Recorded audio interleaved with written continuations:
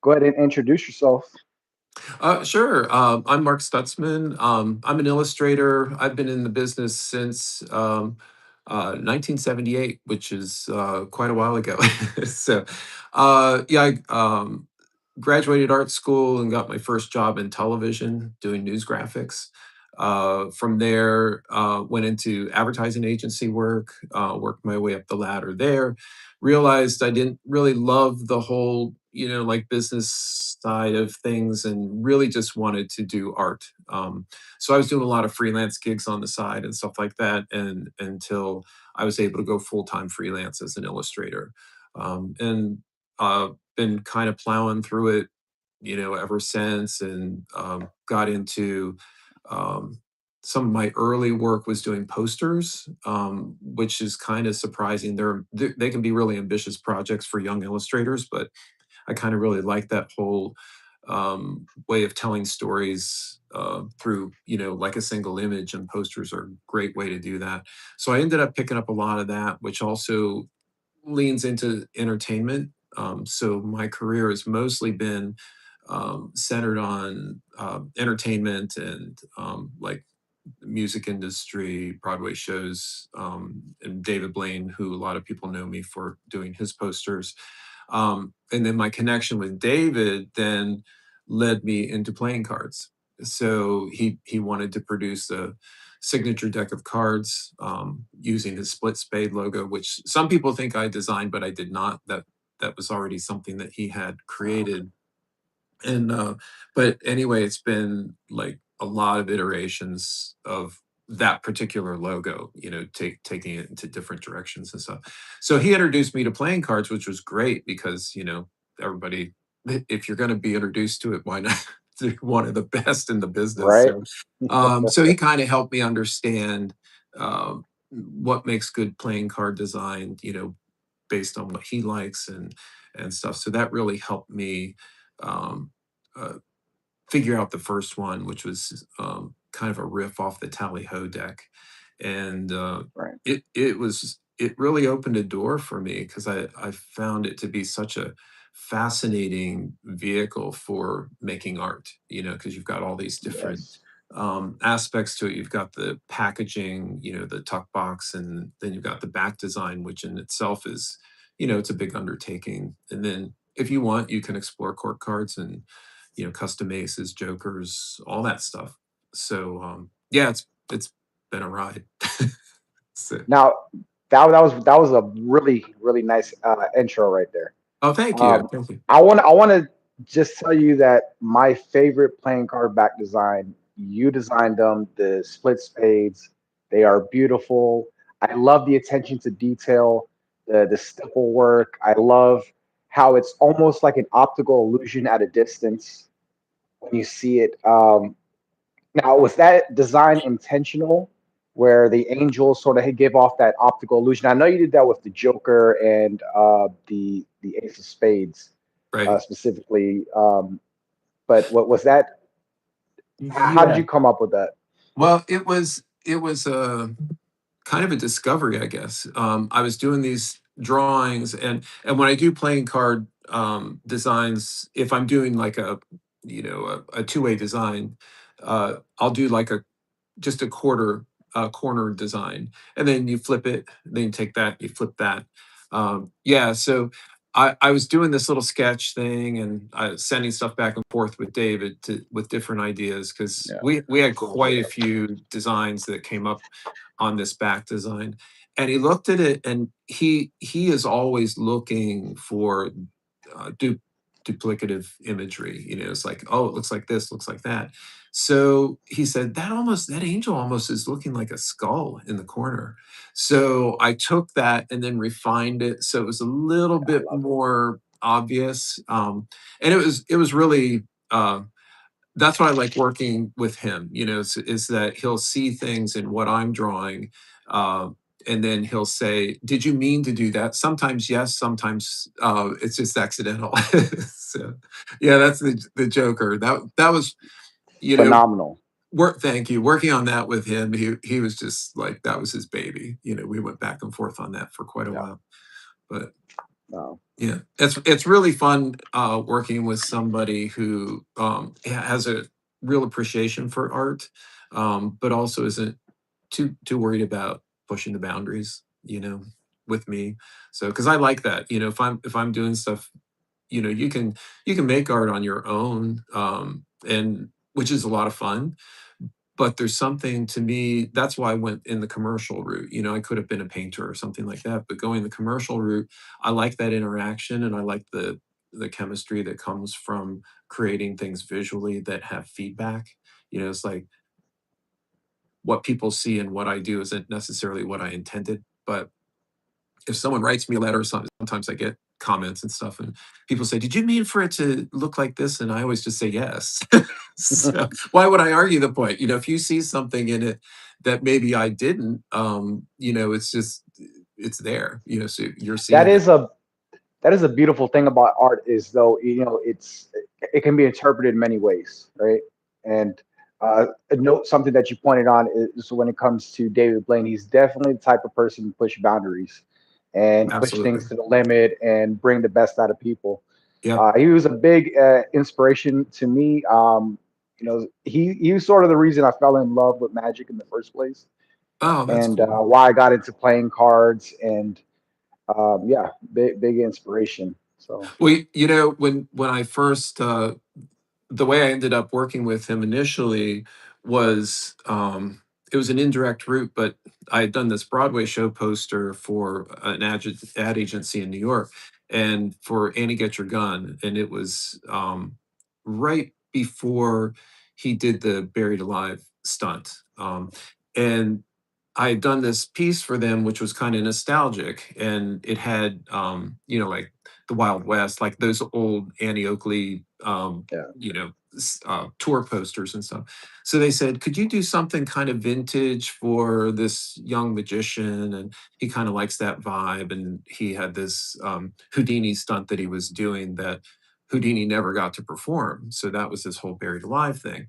So he sent, his people sent me pictures of the poster that he was had in mind and stuff. So then I worked from there to make it personalized to him and add the devil's underground and stuff like that, that kind of ooky. So I saw his some of his magic in the process of doing this, and I was like, this is awesome. It's like I was a kid who loved magic, but I always had performance anxiety, so I would flub every trick. So I was like, no, I'm not going to do this because to me it was sacred. Like the trick, if you reveal the trick, you've ruined it for everybody. So I just sort of backed off from it, read a lot about it and stuff. But so when I got to work with him, I was looking at what he did and I said, "Oh, I love how he's bringing like the creepiness back into magic because that's what I liked." I right. thought learning magic as a little kid, I was going to be a sorcerer, like really make magic, not not tricks. So he had that vibe, and he made people very uncomfortable with his magic Yeah, because it did seem like he was bending time and space and connecting with another world. So when you can, that's the ultimate illusion, right? It's the trick is great. is it real? Yes, If you questioning can it. get somebody to question that in their mind, you're doing a good job. Yes. And Yeah, then in talking to him about it, he said he loves that look in someone's eye when he does a trick. And he said, for a minute, they're a child. Just you get to exactly. Yep. revisit that feeling of wonderment, that you don't know what's real and what's not. That astonishment, So, right? Yes, yes. Yeah. that's what it's And all that's, about. Even if you create that moment for 20, 30 seconds in someone, you yes. can see it. You can see it in Yes. their eyes. It's a beautiful thing.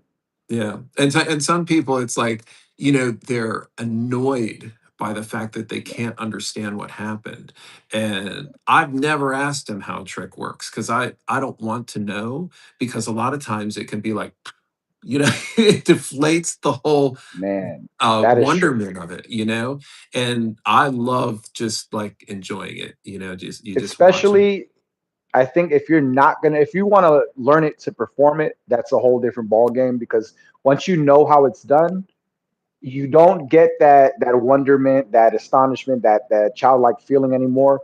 But now you can give that to other people. Exactly, So And it's you such know, a with gift. practice and yeah, Yeah, it's an amazing gift, especially, in a world today where, people can Google and learn anything. So when I right. see people revealing how tricks are done, it just annoys me. It's like you're taking away something, one last thing that people can just wonder about, question. I So, think there's a big difference between like teaching. There's people actually out there that want to teach people who are interested in the subject to get exactly. started, which Mhm. everyone needs a starting point, right? Everyone Sure. needs that starting point. But then you have people in, the short section who are just blindly revealing things and they're not performing them well neither. They're just No. revealing how it's done Yep. just for clicks and views. And I did not Yep. agree with that. Yeah, I'm with you on that. 'Cause it's like, to me, it's a society, Yeah. and it should be secret, and, I know David's very respectful of that too, it's like he's more than happy to share tricks with people who are professional in that way, Right. regard the business in a, it's a society, uh, of protecting those secrets so I that agree. those tricks continue to be amazing. So, I'm telling you, every time I see him do something new or something I haven't seen before, I'm yeah, always getting amazed. yeah, Whatever he's doing, and his ability to learn new things just really mind boggles me over everything else. yeah. Well, It's he's wow. also surrounded by a ton of amazingly Right. talented people, and Yeah. they work stuff out together, like ideas and how to make a trick even more spectacular. I yeah. Um, Aussie yeah. Win, good example, right? Oh, he's amazing. Yeah. So he Big did a fan of trick Aussie for Win me too. that I still tell people about that it just boggles my mind. Tell us It's about just it. yeah, well, if I can remember all this, it was complicated because it Yeah. started off, he was doing this trick for me, and he asked me if I had a dollar bill in my pocket, or, not people don't carry cash anymore. I happened to have one, so I gave it to him, and he had me sign it, and then he did this little trick, and it failed. I was like, Aussie doesn't flub a trick. What's going on here? So he ends up, like, we're cutting the deck, and she was trying to find a card for me and stuff. And then he shuffles the deck, and I'm rearranging the deck, and then he spreads it out on the table, and the serial numbers from the bill were all right side up, and the rest of the cards were upside down. And I was like, I didn't even know how to respond. It was just crazy. So It's amazing. yeah, but he's brilliant. Yeah. So, and I love his He has style some too. wonderful books. Wonderful Yeah, books too. yeah, yeah. And his style is so different from David. He's got this kind Yeah. of like, we're in this trick together. It's like the way he does it is like, come on, this is going to be really fun. And David's And more, like might I add, he is also a wonderful artist as well. he is. Yeah, Yeah. his watercolor paintings absolutely beautiful. Yeah, yeah, we've talked art before, and he's totally in it. We were supposed to Yeah, go to a gallery show one place. I can't remember where we were. It might have been Seattle or something. And he said, "There's a great gallery here. You want to go?" And I couldn't go, but I would have loved to experience that with him because he's totally into it. so are we got pretty far ahead in the future. I want to roll it back here for a minute. Sure. So where and how did you first fall in love with art and illustration, and what did that start as a child? Yeah, How'd you get fascinated with My the mom art? said I was the easiest kid of I was the youngest of 5. I was the easiest kid because all she had to do was give me pencil and paper, and I'd be busy for hours, and it was true. I drew all the time. I, you know, find things to I didn't really discover, like, painting until later, because I just love to draw. I still love to draw. It's my favorite part of the whole process. But yeah, it was just always something I did, and people would, call me the little artiste, which I thought was kind of a insult. Like, it sounded, it's like, uh, I don't know what I am. But I always looked at books and that had paintings and artwork and stuff, and that's kind of I don't know, I had great art teachers in school. Like they saw that I loved it. And art teachers don't see that very often. So they would Yes, always they have a lot kind of of kids, you know. yeah, yeah, and a lot of them are just doing it because they have to be there and there's no Yeah, real connection to it. But to me, it was like my whole soul, my spirit, everything was about um, how things were done. I wanted to learn, how the old masters painted and all that stuff. And I had this art teacher who said, "Oh, I know how all this is done. Here's a book, and it's like mixing rabbit skin glue and gesso and all that." Like he had me doing the whole process. It was shitty, like I didn't know what I was doing, but it was still an experience, like I was around people who really respected art and valued it and wanted me to be good at it. So yeah, it was always part of my life. And I had a big sister who she drew really well. I mean, she was mine's too. really yeah, she was really into it. And I kind of looked up to her and she was about 4 years older than me. So she was trying things that were kind of beyond my years. But I still wanted to do it. So I would I would kind of like try things that might have been more complicated. And I like to make stuff, love paper mache, so wood You sound carving. like my daughter. My daughter just loves arts and crafts. Oh yeah, And yeah. matter of Dope. fact, because I have a lot of artists in my family, I'm just not that lucky with the steady I don't hands, know you if you know. call it luck. But she's only 7, but she drew this, and Wow. she loves her little art, and she does her Yeah. arts and crafts all the Yeah. time. I'm Yeah. I'm teaching her magic too. That's her in that picture up there. I don't know if you can see Okay. it, Yeah. but Yeah. she Magic is great. teaching her. She's a lot younger then, but Oh, that's I am amazing. teaching her art, and she's learning how to mess with the cards and stuff like that. She saw Mm. your deck this morning before I took her to school. She's like, "Daddy, can you get me one?" I said, "Yeah, baby, I'll get you one." Good for her. Yeah. She's Yeah, got good taste. kids they're so wide-eyed. It's a great time. And Yeah. when I was about 12 or 13, that's when I was introduced to Peter Paul Rubens, who was a big Flemish Baroque painter. And he was the thing that made me say, for real, this is what I want to do. I want to be him. He was like everybody, they find that person that they really connect with. And it was so out of left field for a kid who grew up in the 60s. It's like Norman Rockwell, love his work, all of that art that you would see as a kid at that age. It was like the golden age of illustration that was around the turn of the century into the 30s, and J.C. Leyendecker. I mean, there's a ton of names. Dean Cornwell, and they all illustrated books for kids that you would see this artwork, and then Saturday Evening Post covers and stuff like that. So that's kind of what I grew up around. But then I saw this Flemish painter from like the 1600s, and I was like, damn, this is like next level stuff. And it was. I mean, it was, he did these fantastic large scale paintings and stuff like that. All like so opulent and crazy, and a lot of figures, nudes and stuff like that, and animals. And he actually Yeah. yeah, what I learned about him was that he had a studio, which was pretty common back then. And he would have experts come in to help him complete these paintings, because the amount of work that went into them was astronomical, because of the scale, and Yeah. and just the number of Imagine. commissions. Yeah, so he'd have an animal expert come in, paint all the animals, somebody come in, paint all the still lifes, and he would do all of the hands and faces.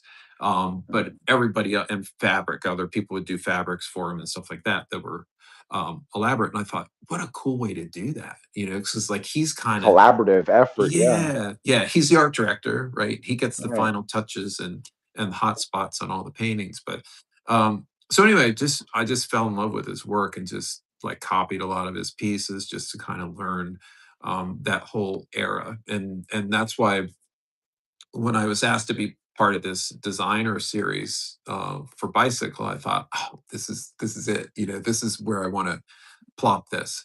So anyway, the in doing, and I don't want to jump ahead or anything with what you had planned, but um, No in doing plans that, here. I'm all spontaneous. yeah. I'm very impromptu. I don't even write down questions. It's all Oh, off the okay. top. Yeah. Yeah. So in planning the deck, I always thought Peter Paul Rubens, he's gonna be the man, and no, it didn't work out, and that's why, conceptually, the Baroque era spanned, like the 16 and 1700s, which would have been, right when, and he was like one of the top names that would appear in the Baroque era. But because playing cards have court cards, I thought, well, really, I need to highlight the royal courts who supported the Baroque movement, not Mm, necessarily the artists. So, interesting. yeah, so really the only court artist that appears in the deck is Velazquez, who, by the way, was also a big fan of Peter Paul Rubens. So it was kind of like this weird thing that happened where, A wraparound. yeah, Everything comes back together. he traveled to, Italy to meet Peter Paul Rubens because he was painting for Italian families, not royal courts. They were, like, wealthy bankers and stuff, the Medici family, and all these people. So Velasquez met him there to see his paintings, keeping in mind that back then, there were no reproductions unless somebody hand painted a reproduction. Right. You The had only to way, go yeah. physically to see this work that you heard about. So that world would have been so different. The only time you'd see a painting is if you physically went to see it. There were no books Right. to reproduce color or anything like that. So it just the whole concept is just so romantic and Right. remote, Even to from what I was studying, like the mirror was a pretty new invention at the time, like the yes, modern mirror. So, I mean, yes. just thinking about that is pretty amazing, right? Yeah, yeah, and they were discovering, a lot of people know about Vermeer, and how, it's all controversial because he uses lenses to project, his subjects onto a panel where he would Right. trace, oh, well, come on. He was still an amazing artist. That's not cheating. It was just a tool to expedite him getting to the finish point. And then in the process of that, he discovered that lenses see single planes of focus.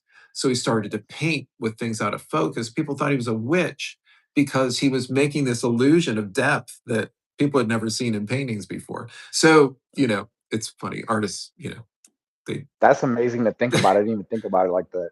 yeah, yeah, it's really cool if you look at his work and you'll see, like, foregrounds will be out of focus, and it's like nobody knew that because when you look at things, Uh, your eye focuses on what you're focusing on. You don't right. It's a camera that interprets things being out of focus. Yeah. So, yeah. Yeah, the eye is an amazing thing in real life and how, it transfers that information to electrical signals into the brain. Yes. So being able to replicate that by hand and have it be so realistic to what you would Yes. see in real life, which is Yeah. something that I noticed about the Baroque period, the attention to detail, like you were mentioning earlier, the hands, Yeah. the wrinkles, all this type of stuff. It's amazing. Even some of the sculptures I was looking at Oh, from amazing that stuff there. period. Yeah. Yeah, really, really I don't know amazing. if you know Bernini. He's one of my favorite sculptors, but he could actually, he could sculpt things that look like there's a couple pieces. I can't remember um, the title of it, but there's a male figure holding a female figure. They're both nude, and he's kind of embracing her around, just below her hips, and his fingers are actually pressed into her flesh. The marble looks soft, and it's like how he did that is just so beyond. Um, it's like hyper realism, only in Right. 3D. Yeah.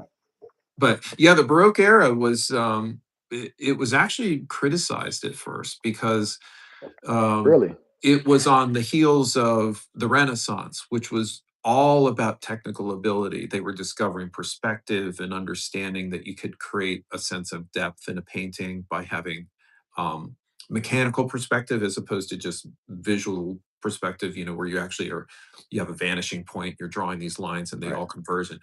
And Right. Converging. yeah, so it made you would see a lot of paintings back then of like plazas and stuff like that. And it was just people showing off that they understood perspective. It wasn't, they weren't necessarily trying to make a masterpiece, but they were masterful at that time. But the Renaissance was all about this precision and accuracy and creating this realistic looking world in paint. So the Baroque era was breaking away from that and doing things that were more fantastic. They were fluid. They were, Right. rubber. The figures were rubbery, kind of bending reality, and musculature and figures was hyper exaggerated and stuff like that. And a lot of people thought it was garish, that it was just, overdone. Right. And in fact, the term Baroque, I researched this early on, an insult, and I forget the exact something I like believe, if I'm correct, it's something like misformed pearl.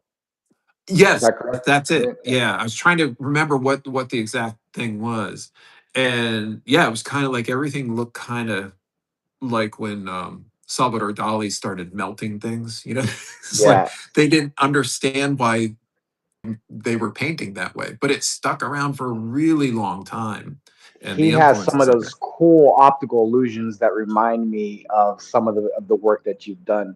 That Oh, I don't know, some of those types of things, they really, I don't know, they just strike me like when I look at them. I don't even know how to explain it. Just it hits yeah. me, Well, and just the discipline and the hours and hours and hours that went into some of these pieces. And you also have to keep in mind it was before electricity. So they had a finite number of hours per day to work with natural light. Right, So right. I can work until midnight if I have to with, artificial light, but they had such a limited period of time each day. So they had to be really efficient, in the work that they did. And, it was nothing for someone to spend years on a single painting back then. And that was mm, expected, you know?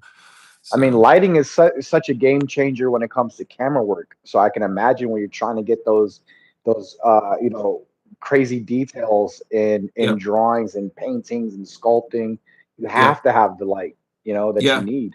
yeah. And it was, natural light. A lot of artists choose north light only because it's predictable. Well, not only, it's a flattering light color wise. So back when people were using natural light, they would have a north light studio. So you never get the direct sunlight Mm, in. It's always this consistent, okay. color. The color of the light is always the same. And so yeah, it's a whole I would have never thought. Yeah, that makes sense. yeah. Yeah. Now, of course, some people they experimented with different kinds of light, candlelight, things like that. Uh, Tricky stuff back then, because Caravaggio was, I don't know if you know his work, but he did all this dramatic lighting where, it's almost like things were split, real hard light from the side and then cast shadows on the left. And he did stuff with Mm, people holding candles, and the whole thing was illuminated by candle. First of all, he had to understand how to see a candle flame in still form. It's like right. he had to figure that out. But yeah, it's think about patients that they had back then, and yet the work is still some of the most amazing executions you'd ever see. So Yeah, I mean, it's like the creation of a diamond. You have all that pressure, and all that time, and you create something extraordinarily beautiful that lasts forever. I mean, yep, yep, yeah, yep. that's got to be some extreme work conditions there. I mean, Yeah, I for can't sure. even imagine. Yeah. I So can't I even feel like imagine. a real pampered baby, because I've got, my comfortable chair and lighting and so I never feel like I can complain about my condition. So All right, so I have been itching to open these up. I'm gonna Okay. open them up now because Sure. I see I just keep looking down at them. I'm like, man, I want Yeah. to open these up so bad. So another thing I want to ask you about, I saw a video on your website where you're selling these playing cards, Yes. the bicycle Baroque playing cards. Hmm. Everyone, look at that beautiful design. I saw that you had an interesting way of opening the tuck seal. Can you tell us about that? Yeah. I posted a video because Cool, really cool. uh, That, by the way, I know you're not a magician, but that was magical. yeah. Well, I grew up as a young artist in a time before computers, so we had to Right. do everything by hand. And the way artwork was prepared for advertising, if anything had typography on it or images or stuff, it was called paste up. So you took all these separate pieces and you'd wax them or use rubber cement, and then you stick them down. It was so primitive when I think back. And then they would take that thing all pasted up and burn it onto a plate, and then it would go to press. Uh, Well, sometimes you had to make changes and sometimes you had to move things. So there was this solvent called Bestine, um, and it was rubber cement and wax solvent. But it has this real high evaporation rate. So it doesn't permeate or sort of destroy paper products. It was really designed for that. So you just put a couple of drops around any sort of adhesive back and it'll loosen it. So you don't have to cut the seal. You can remove it and then put it back down. It's amazing stuff. You can see the video on my Instagram page where I show how it works. oh Nice man, fan. these are absolutely beautiful. Wait, okay, so uh, I want to say the pictures that I saw were beautiful. They're way nicer in person. Oh, thank you. Yeah, they're way, and they feel great. They've got so back in the day, not so much now, but back in the day when you had like a lot of extra ink on the cards, it would feel a little weird. They would feel a little stiff. They wouldn't fan as well. Mhm. Um, so I think Bicycle's got that down packed because lately, from what I've seen from them, and just United States Playing Card Company in general, they have perfected the art of inking the entire card and still having this really great quality to See, them. I don't fully understand all of their processes because it's very, Yeah. it's trademarked and all of that stuff. I asked a few questions, but the originally I was thinking about doing a cold foil ink on the back for the gold, Mm. but it almost seemed too glitzy for like the Baroque era. Anything that would have been done probably would have been more subtle than. So you went with the So we metallic went with ink, right? yeah, and apparently it's actually underneath some sort of final layer, so it's not Yeah. exposed directly. And I They think have a that coating. Yeah. yeah, so a friend of mine who I sent some decks with it, he was playing with them a lot, and he said, they really hold up well too, because he said a lot of times the gold will start to slough off, but he said Yeah. he's been messing with them for days, and he said they're still like new. So I was really happy to hear that.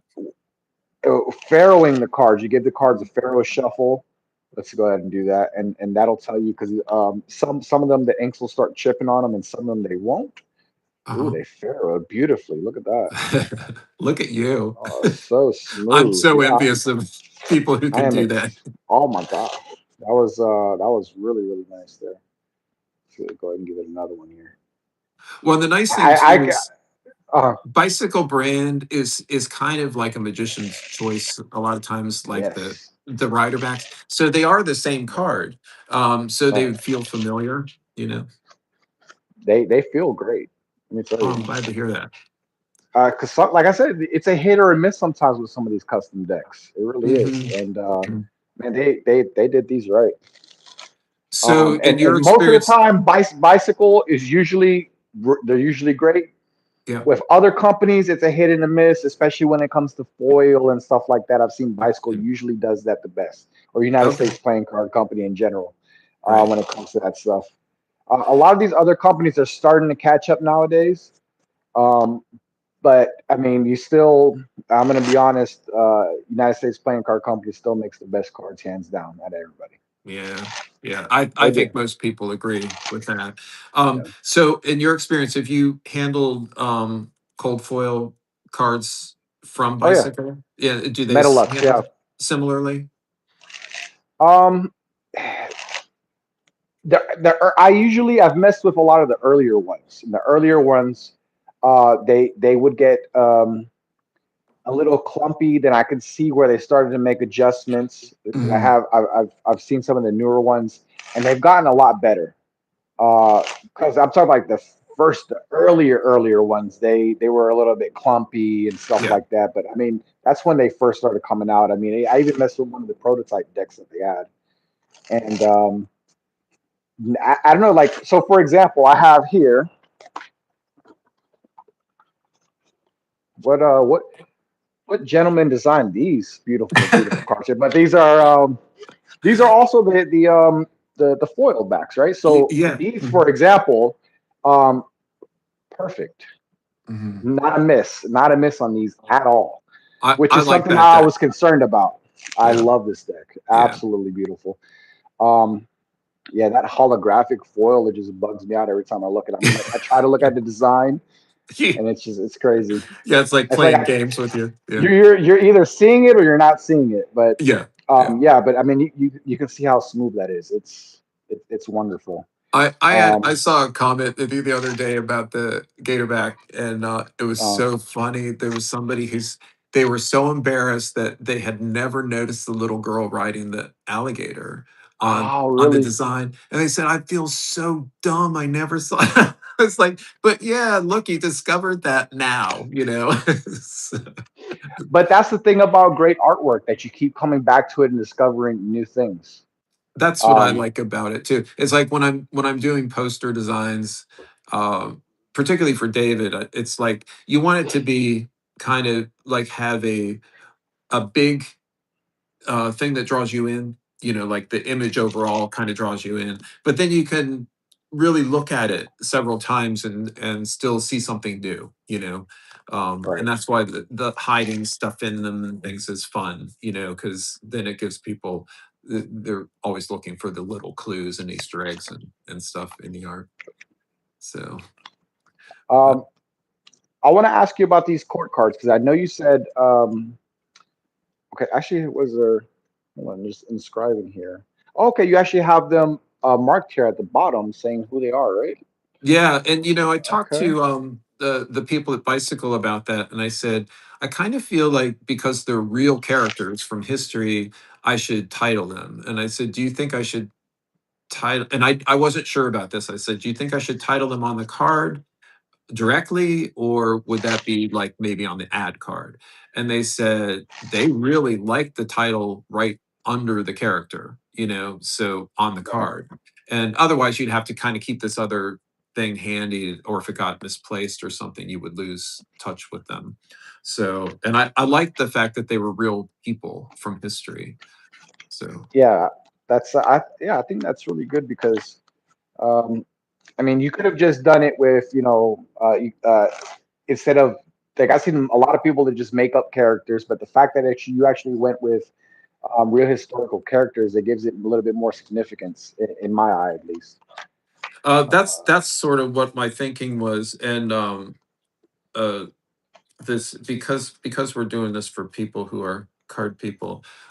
If you look at the knave of diamonds, and that was the other thing, I wanted to go back in time and use the knave instead of the That's jack. interesting. Yeah, And Roman numerals, which I don't know if they were ever on playing cards, but I think of I them don't. more tarot. So yeah, tarot cards, I can see that. Playing cards, I believe the indices was more of like an 1800s Mhm, invention, late 1800s, if I remember correctly.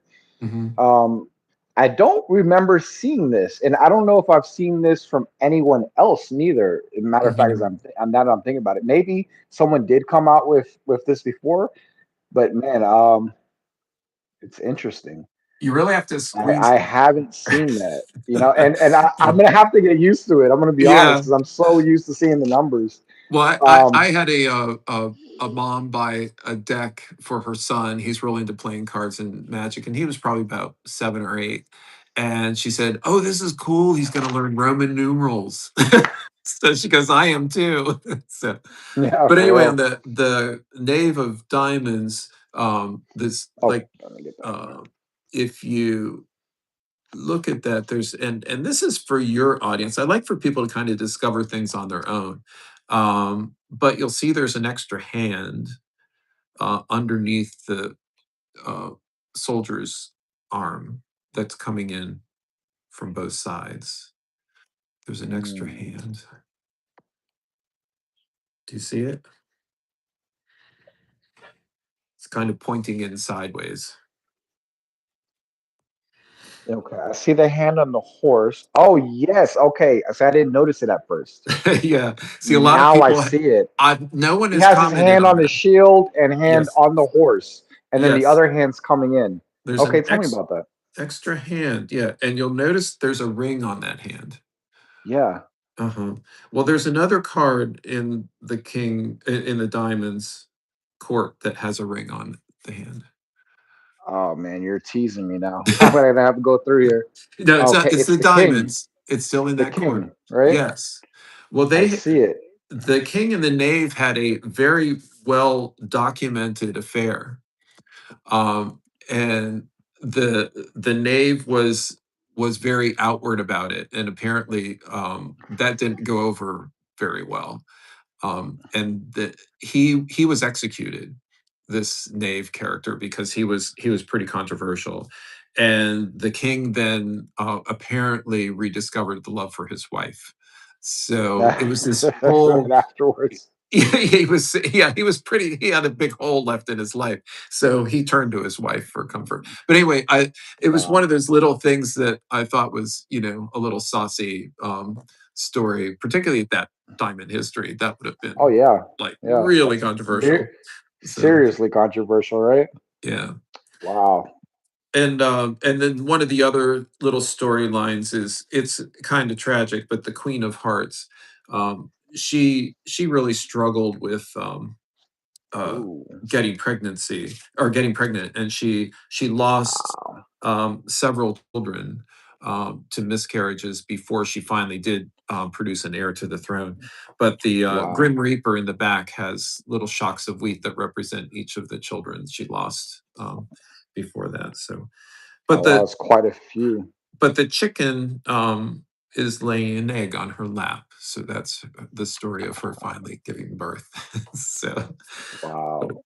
but fun. You And see, she was this she is exactly what I wanted. This attention to yeah, detail. yeah, I knew there was so much of a story here. I didn't know what it was, yeah, but I yeah. knew it was here.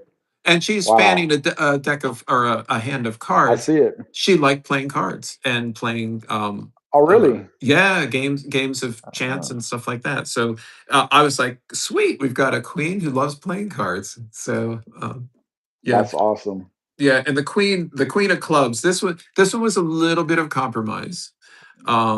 She loved theater, and she wanted to kind of update her royal court, so she introduced opera and stage performance and stuff. But she was known to have performed topless once, so I had wanted to actually have one of her breasts exposed, Ah. and Bicycle said, "We don't do that." I said, "Okay, well, maybe another time." So, but Maybe the next deck that doesn't have the name on there, right? exactly, the unbranded Then it might version. be okay. Yeah, Yeah, right. yeah. So, Oh but wow, yeah, I can see she's a hunter as well. yes, she loved hunting, and then you can see, like, her other hand is holding a theater mask, and Oh she yeah. liked to disguise herself and go into public and be a commoner, so she could understand the common people. So Oh, she was kind of breaking a lot of the rules of that time, because she just loved, you know, theatrics and stuff like that. So she was. yeah, hunting. Hunting and going out into the public like that. I mean, Yeah, uh, yeah. hanging So titties out, you know. yeah, yeah. So and apparently the Queen of Spades. I'm really focused on the queens for some reason. The Queen of Spades, she Queens. was Right. she's pictured with a horse because Velasquez, who was the royal court artist who I mentioned earlier, um, Ah, she hated sitting for portraits, and that was a big part of being a royal I see. dignitary. You know, is that Yeah. you had to have your portrait painted. She would only do it in an equestrian theme, so she was seated on a horse or with a horse or something. That was the only way she would Ah, be depicted. So I guess it was wow. just she just well, you would stand for hours or sit or whatever. So it was Yeah. not a pleasant thing. Yeah. I But mean, I can imagine that's that's got to be pretty crazy. I would imagine, like, okay, you know, but I mean, that was the only way to, you know, to keep your image alive yeah, into the future. yeah, Literally the only way. yeah, I mean, I mean, I remember back in the day, you would have to stand for, you know, for a photograph, you know, in the late 1800s, and you yeah, know, and not so blink. they right and not blink and not move. So I can imagine getting painted. I mean, Yeah, it was crazy. wild. I Yeah, imagine the artist had to be pretty, have, the right personality to do that, you know, where right. you made people feel comfortable and Patience. yes, yeah, and kind of good ambassadors, you know, so they would Yeah, understand how to get the most out of their subjects and stuff. But, right. yeah, and I was gonna show you too, the Jokers, I went out on Yes. a limb a little bit with this and tried to make them fit in with the court cards. There are some games that people play that include the Jokers. So, the story behind them is the sad and happy Joker. And when I was doing a little research about court jesters, I learned that they were actually almost like enslaved by the court because their job was to make the king Wow. happy. And also, they offered counsel a lot of times. Like if the king was in a bad mood, they'd have to hear his whole Really? bad day to cheer him up. You know, that was their job, Yeah. was to bring levity to this like kind of miserable life. And oftentimes they would take the brunt of a bad mood and be executed. So it was Wow. not a joyous job. So, but Yeah. they would have Talk to put about on a the face. difficult time. Yeah, yeah. Yeah. Yeah, but I So, see the underlining tones of comedy and drama here yeah, for yeah, sure. Yeah, wow. yeah. Yeah, that sounds like a tough job, man. I mean, I just think of hearing people complain at work, and that's nothing, right? Yeah. If you said the wrong thing, you'd be executed, Yeah, you don't have to rationalize it. That's just up to the king. But that's crazy. yeah. So I don't. Some people were curious about I brought some of the original art out for you Oh, to see. please. Yes, yes. Love to see Yeah, that. only because a lot of people are curious about the scale of it. So, like for example, I'll just block my face here for a minute, but um, Yeah, go ahead. this would be like just Oh, half of wow. the art. So then, of course, it would be flipped this The way. opposite, yeah. I was But actually really curious about the process of that. yeah, Like, it's um, tell me about that because how it has to be, you know, sort of mirrored, right? right, and you kind of when you mirror the top and the bottom, the way they come together isn't always just a Perfect. Yeah. flip. Sometimes you have to overlap one part with the other part so it has this kind of so it feels connected. So there's some tricky stuff that happens in that overlap, but generally um it's like you're doing half of the card and then you have to figure out how to mesh the two in the middle. But these were done traditional um, cards that aren't like full color illustrations. You would do kind of like a black layer, or it might print blue depending on the card. And then you have the cut colors, like the traditional, like red, yellow, blue, black. Right, right, right. So these I did more like traditional illustrations. So, like, for example, this would be how it would have been Oh, inked wow. first. And then from that point, then you would do the watercolor over top. But But anyway, that's the finish, and then I brought out some of the original sketches because it's like, yeah, sure, you get from that point to actually making a card.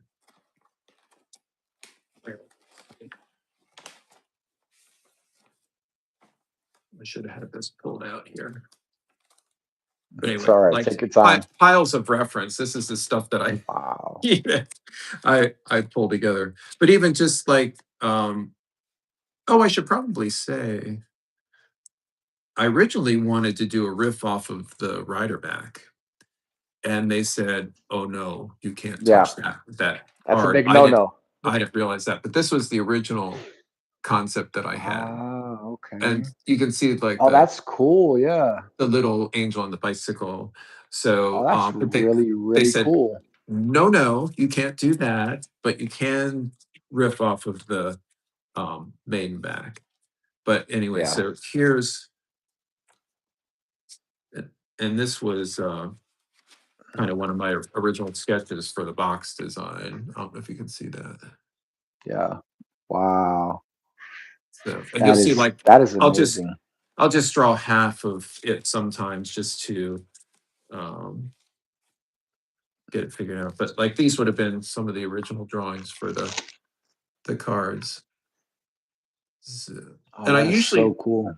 I usually do them close to the actual size of the card so that I'll know how when I do it larger, they'll scale down. Like the amount of detail, you can do a lot more detail if something's actually shown big Right. than when it's shrunk down. And I learned that from doing postage stamps. So one of my uh, assignments when I was in my 30s was to do the Elvis Presley postage stamp, which ended up being like this I have huge. questions. Believe me, we're getting there. I have questions, Yeah. my man. I really do. So when I was working with Um, the art director, he said, keep in mind it's only going to be this big. So they would limit how large you did the art because you'd be wasting your uh, time, and also it could fill in and look wrong. You kind of right. have to keep the scale of things in mind. But when it comes to like inking and stuff like that, because I still work traditionally, I don't do a lot on the computer. Like these would be That's awesome. some of That so that that's that something that I really appreciate is the time and effort that if you doing these things by hand, I find that absolutely amazing. See, my well nerves are a little bad, which I've gotten over it with yeah with playing cards and stuff. I can still perform my sleight of hand yeah uh, and not be so shaky anymore. But yeah. if I'm gonna sit there and to try to draw for hours, I don't think I could do Well, it. So it's I don't funny know.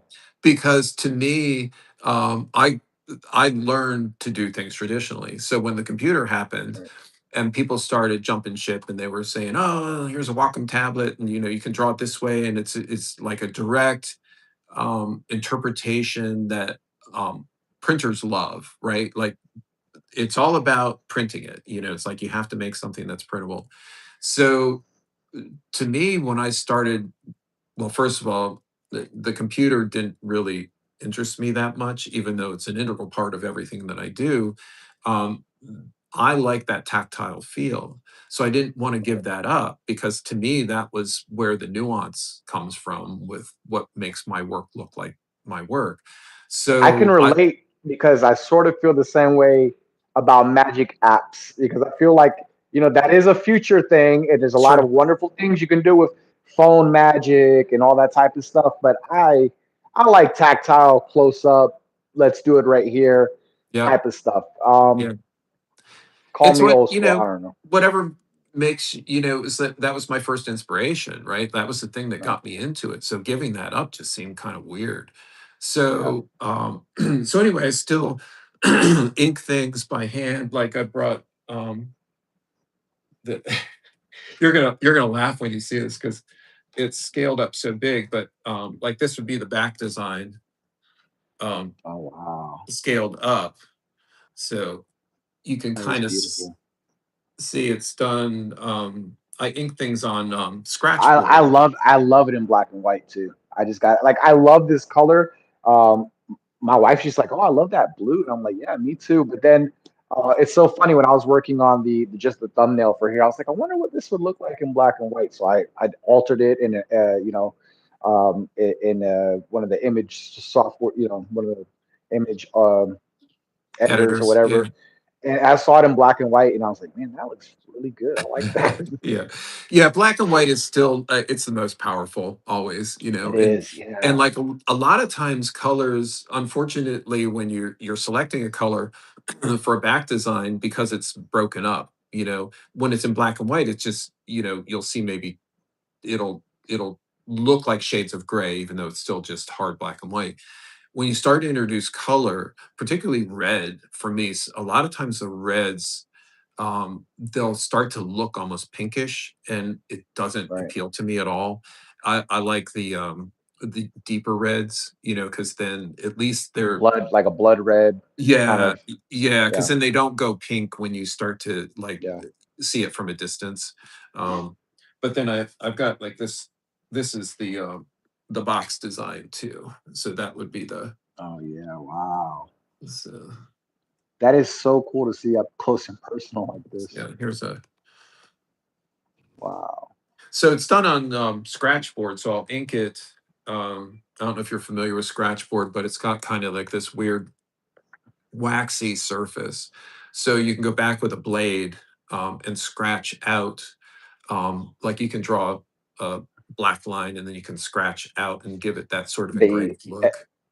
okay. I see Yeah. what you're saying. It also is that you can clean things up, like you can overshoot on inking stuff and then just go back and scratch out to get, like sharp points and stuff like that. It's a really, to me, you know, it's very methodical and kind of you get My in this zone where, it's just meditative, you know. my So, sister's an artist actually. She's actually she used to draw a lot and now she's actually a tattoo artist. She has her own oh tattoo yeah, shop yeah. um and I think that is a good transition into another aspect of your work that I'd like to talk to you about. Oh sure.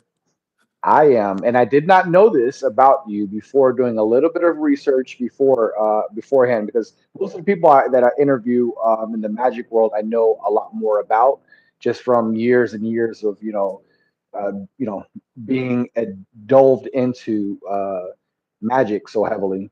But I'm not that adept with art and artwork, and so I needed to do a little bit of research just to inform myself. And I like history, so I went into the history and all that. Mhm. And then I started looking at some of your earlier work, and I realized that you are a large part of my childhood.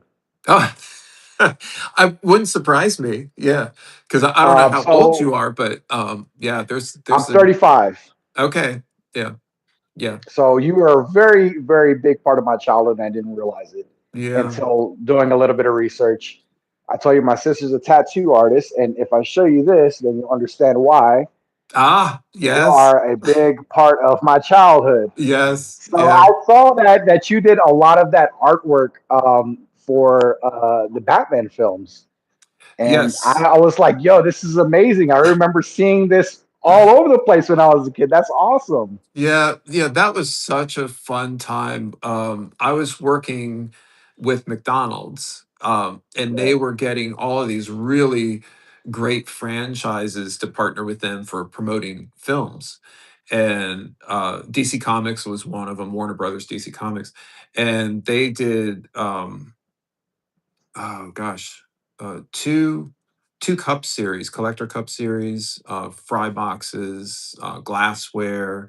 We worked on all that stuff, and it was really really exciting work. I got to go and see the sets, in LA and in Really? England. You get to Oh man, see that them. was been awesome. Well, and the reason is that, security is so tight that they don't even like sharing, like, you couldn't take a camera with you or anything. You were only allowed to sketch while you were there. Wow. So, they would eventually send you stuff that was all, like, stamped, like, official stuff, and you had to sign, non-disclosures and all this stuff. It was NDAs, right? yeah, and they said even still, they had, like, cows go missing, on set, they would have them behind 2 sets of What? locked cages. Yeah, people that worked on set and stuff would walk off with things because they said it's got street value, which it does on the black Yeah. market. But you know, if you I'd got be caught, tempted. I'm a big Batman fan, so I'd be tempted just to keep it for myself. yeah, But I probably wouldn't want to do that. I'm pretty sure that that yeah. wouldn't be good. Yeah, but that was so much fun. And the first time I worked with them, McDonald's was based in Chicago, then the agency I worked with, and they called me and they said, we've got this project underway, and it was this cup series that would have been for the Tim Burton Batman. And I Right. always get the titles confused, so I have to go with the director. But Batman Returns. Batman Returns. So even though it was the first one, right? So, Second, uh, second. yeah. So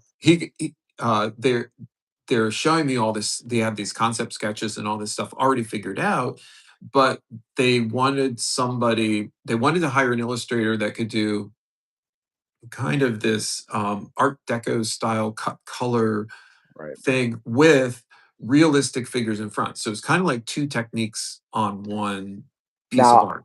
I'm a big fan of Art Deco styling. I don't know if it's because I grew up as a Batman fan, or even the Yeah, animated series had that dark deco, Art Deco style. yeah, But I really, really love that art style as well. yeah. It's So super clean. when did you start on it? Was this like 91, 92, around there? Probably. I'm so bad with dates. But yeah, that I sounds hear you. about right. So anyway, they're introducing this concept and they say, can you do this was on a Friday, right? They called me up and they had this amazing job that I was like losing my mind over. And they said, we need 6 cups illustrated in 3 weeks. And I'm like, Weeks. yeah, I'm doing the Three math on weeks? that. Yeah. And I was young and naive, but I knew that this was basically turning around 2 pieces of art a week, right? And they were pretty big scale, to wrap around a cup Yeah. because I would scale up the art and all that. So I was like, I can't do this. It's like, this is killing me. Like, so I said, I'm so sorry. I said, I'd love to do this project. It's great and stuff, but I can't do it.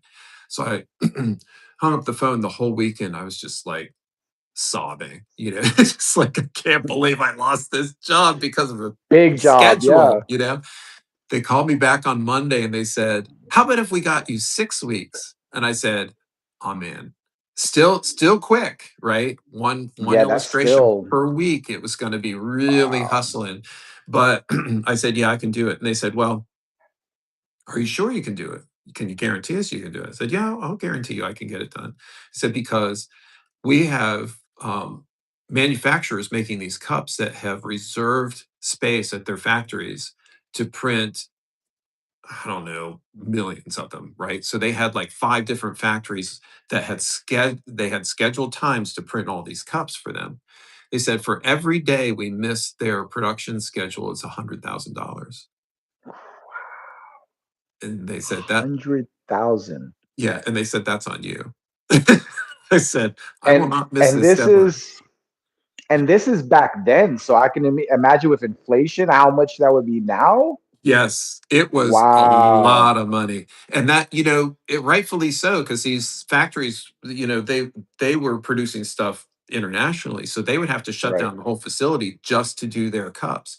So it sort of underscored the gravity of, what I was diving into. But I was like, I'll do whatever it takes to get this done. And then that opened the door to McDonald's and they were real happy with how they turned out. And the promotion went great. I mean, people were lapping it up and it was so much fun. So then I did ended up doing another cup series for Batman and then Jurassic Park and um Right. uh, That's right. Yeah. yeah, there was and then the disposable stuff like French fry boxes and placemats and things like that. Yeah. Did a lot of that. Some in-store promotion. But then that opened the door for me working with DC Comics directly. So they Oh, that must have and been awesome. oh, it was. And the thing is with them is you have to be an approved artist to work with DC Comics. They kind of put you through the Wow. paces and you have to, fill out a lot of paperwork and stuff like that. And then you become approved to work on their licensed art. So they brought me in to do what they call style guide artwork. So a lot of the stuff that you would have seen as a kid, like on toys and stuff like that, Right. was done artwork done for their style guide. So if you were a manufacturer of a product, you could lift anything out of that style guide and use it without getting approval from DC. It was already approved. Already pre-approved. Yes, so you could use it. They would have to, review how you were using it to make sure you followed their So guidelines and you stuff. also did a lot of the artwork for like the action figures and the toy line and all that type of stuff. Any packaging, yeah, yeah. So, but I Wow. remember the one with Batman and Robin, Yeah, that was on anything and everything. I mean, it was on shirts, like it all this was apparel and shoes and caps everywhere. and yeah, and I remember I was in New York City, went into FAO Schwartz, the toy store, and they had everything Batman. I mean, they had every feasible application of this artwork that I'd done, all like hanging things and stuff like that. It was like mind blowing. I was like, man, they just really just showcased all of this artwork that I had done, and it was so exciting. Yeah, really, really fun work. So That is so cool. yeah, but yeah, those days seem to be in the past for some reason. I don't know what that they DC offices moved from New York to LA. They Oh, were really? yeah, they because their parent company was Warner Brothers Warner and Brothers, right? yeah, so I guess they They've wanted been sold back and forth lately the past couple of years a lot. So yeah, yeah, that whole thing's a mess. That's crazy. Who knows if Netflix has them now or Paramount or what's yeah. going on? So I don't when know. all of the people left or when they moved offices from New York, only one employee went with them to LA, and everybody else said, Really? "No, I'm gonna find a new job," because they didn't wanna leave New York, that was their home, you know? And with them went Mad Magazine because they fell under the same, parent Ah, wow. company, so I worked with them as well, and all of those employees left, so I lost all my connections, with the people I That's worked with. crazy. Yeah. I think Mad Magazine is probably the first magazine I ever bought. Me too. Funny enough, because they had those. I even remember the early like Batman, the cover art, Yeah. right? That got me interested. That made me want to get them, and they used to sell them at a little corner store where I used to live. And that's really funny that you were involved with them too. Yeah, yeah, That's that's that crazy. sort You're of you're was a everywhere, man. yeah, that was a trickle down from, working with DC Comics, is that Wow. they found out through them who I was, and my first Mm, commission for Mad was, and I always said that the staff at Mad took comedy seriously, and they did, yeah. it's like they really worked hard to be funny, They and always had great cover art too. Like oh, really yeah, detailed, hyper yeah. realistic cover art. Yeah. So, they were doing a parody on the Monica Lewinsky, Bill Clinton scandal, and they called it Star Wars, STARR, because Kenneth Starr was the, uh prosecuting attorney or something. I forget what Ah, his job okay. was in that whole thing. But anyway, they were riffing off of Star Wars. So I did this whole Star Wars poster with, all the cast of characters from that scandal. And it was printed as a centerfold in the issue of Mad.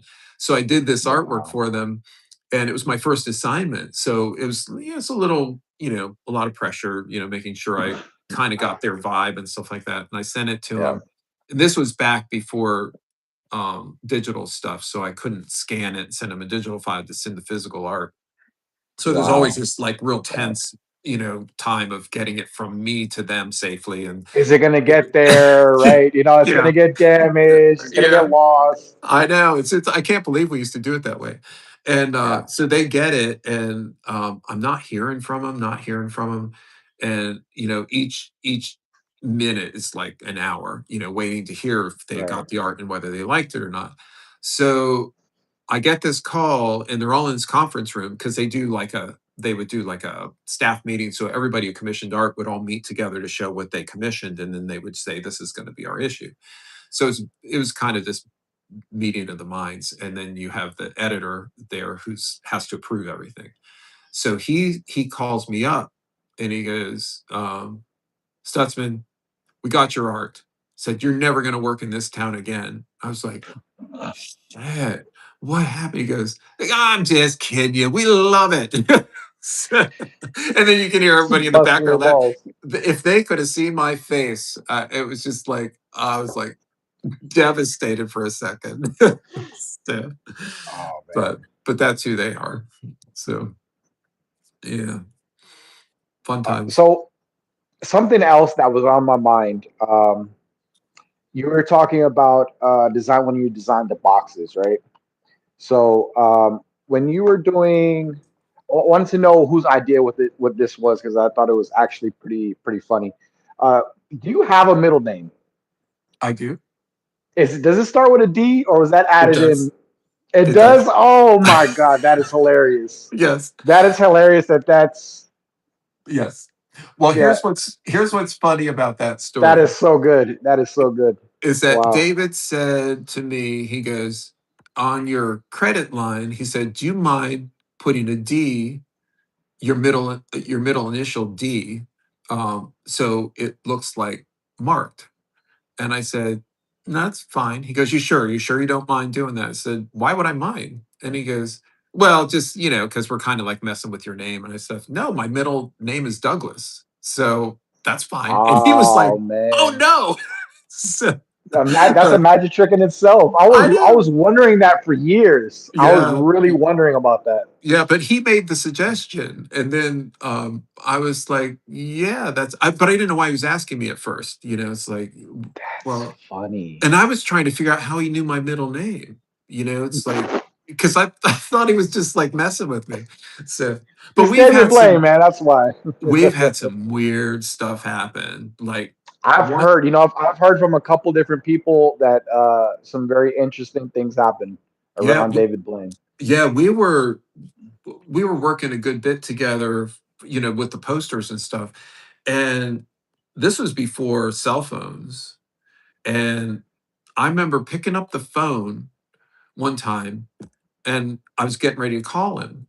And I pick up the phone and I can hear him talking to somebody in the background on the phone. I hadn't dialed a number yet. And he's going, What? Mark? I said, David? He goes, I just picked up the phone. I didn't dial it. I said, I didn't either. I said, what's going on? Wow. I can't explain it. I still don't understand what happened there. But that was one of the, and another thing is when we were doing a Vertigo poster, um, he originally, he's going to be standing on this column, and his arms would have been outstretched to how I was planning to do it, but he wanted to do something that looked tall and vertical. So I, turned his pose so his palm was facing me. I thought, oh, that'd be cool to put like a tattoo of an eye on his palm. And he goes, "How did you know I have a tattoo of an eyeball on my palm?" I said, "I did not know that." So it's just like these weird things. I don't know if it's what it is. It, I don't know. It's a phenomenon that I've been talking about for years, which is the phenomenon of coincidence. Hmm. And this is something that it happens a lot in Magic, where you're doing something with cards, and let's say you're planning on, for example, forcing a card, and that person names that card, Hmm. and you have everything you need already in the bag set up. Whatever it is that you're planning, little things like that, and it happens. It's weird. It's when you have a weird connection with someone, it'll happen with that person. My wife, we went to the movie theater one time, and this is just one example out of many, but one that we bring up a lot because it was very strange. We go to the movie theater, we're in line, we're getting ready to pay for our tickets, and there's two counters in front of us, and there's two people about to pay for their tickets. They both reach into their pockets at the same time on the opposite side, almost mirroring each other perfectly. They pull out their wallet, pull out their credit cards.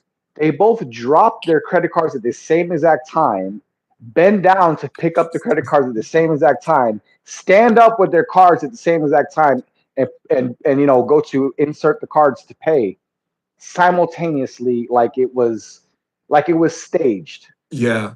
And me and my wife look at each other like, you just saw that. We started looking around to see if anybody else noticed because we're like, Yeah. what was that? Yeah. Am Yeah. I crazy? You saw that, right? And it's one of those things. And there's only certain people I have that type of connection with where weird stuff like that will happen. Like my Yeah. father, me and my father have that. But that's how you know that's a special individual right there when you have those types of moments. Yeah, I think it's something to do with the fact that maybe you're just noticing. Like you said, does anybody else see this? It's like you're Nobody.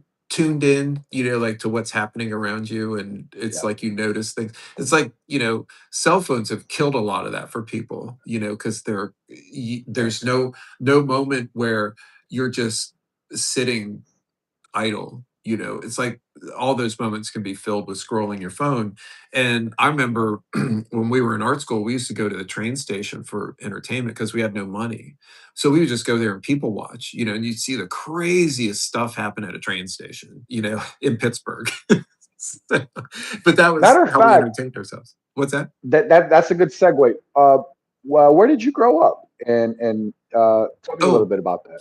yeah. The area. And, Yeah, mostly I grew up in Ohio near Lake Erie. okay. My dad was in retail, so we hopped around a good bit. But I was in Ohio until about 12 and a half, 13. Then he was relocated to New York City for like a corporate job. So we lived in New Jersey, like outside of the city, for 2 years. I mean, I don't think it was even 2 full school years for me. And then he was relocated to York, PA. They moved their headquarters there. So we were there for like 3 years. And then my senior year, we moved to Eastern Maryland. And so I graduated with people I hardly knew. Wow. But that's where I met that really cool art teacher that was like, I had two art classes in my senior year, and like Oh I I wow, really? I didn't have to take any, like, I was not on an academic trajectory. So my counselor said, "You love doing art. We'll get you in two art classes, and you don't have to take trigonometry." Thank God. It's like, But see, that's beautiful when when you actually have someone that cares that much and they know what you need. yes, Instead yeah, of just, oh, you have to do this. No, it's yeah, what you need. yeah. Give these kids what they need. Yeah, I mean, I was doomed. I mean, if I didn't pursue that, I had nothing. I had no plan B whatsoever. I was industrious. I might have been able to go into carpentry or, something where I was making something. But I was always a hands-on kind of guy. I didn't gravitate towards, the academic side of anything. It's just like arduous to me. But anyway, from that point, there was I made a really good friend in that year when I was in, it was Elkton, Maryland, and she had been to a summer program at the Art Institute of Pittsburgh, and she was also really deep into the art thing. So she and I really bonded over that, and she went to the summer program and was telling me all about it. And I was like, like, oh man, that sounds amazing. Well, then one of their recruiting reps came to our school, and both she and I sat down, and he was wondering if we would be interested in going to their school. And I'd been looking at a couple different art schools, one in York, Pennsylvania, because I'd been there and I knew about it. But it didn't quite have the same rigors of the one in Pittsburgh because it was a vocational school, like only a 2-year program if you went through the summers. And I was interested in getting in and getting out because I just really wanted to do what I wanted to do. And no academic courses, all art. So every day it was like going to, high school from 8:30 to 3 every day. And each hour you had a different class. And we learned every discipline from, photography to graphic design to production, illustration, fine art, painting and photography, all that stuff. So we learned all these different disciplines. So when we came out as a professional artist, we could have more opportunities. So if somebody on an interview asked you, "Do you know how to use a camera?" Yes. Do you know how to prepare something for print? Yes. We learned all of those skills. So the school was a phenomenal training ground for us, and most of the teachers were working professionals. So they were not just academics; they were people who knew the business from the inside. So I felt I got a really good training, and that led me to getting an internship. This is kind of a funny story. I got an internship at KDK TV in Pittsburgh, which was the number one television station, and they would always recruit from the Art Institute of Pittsburgh. So I got this opportunity, went and interviewed, got the internship, and it was a 3 to 11 shift because that was the least desirable shift for the people working in the art department, which was in a basement, no windows. It was nice, but it was a windowless place with a dark room because you had to do stuff in dark room. Right.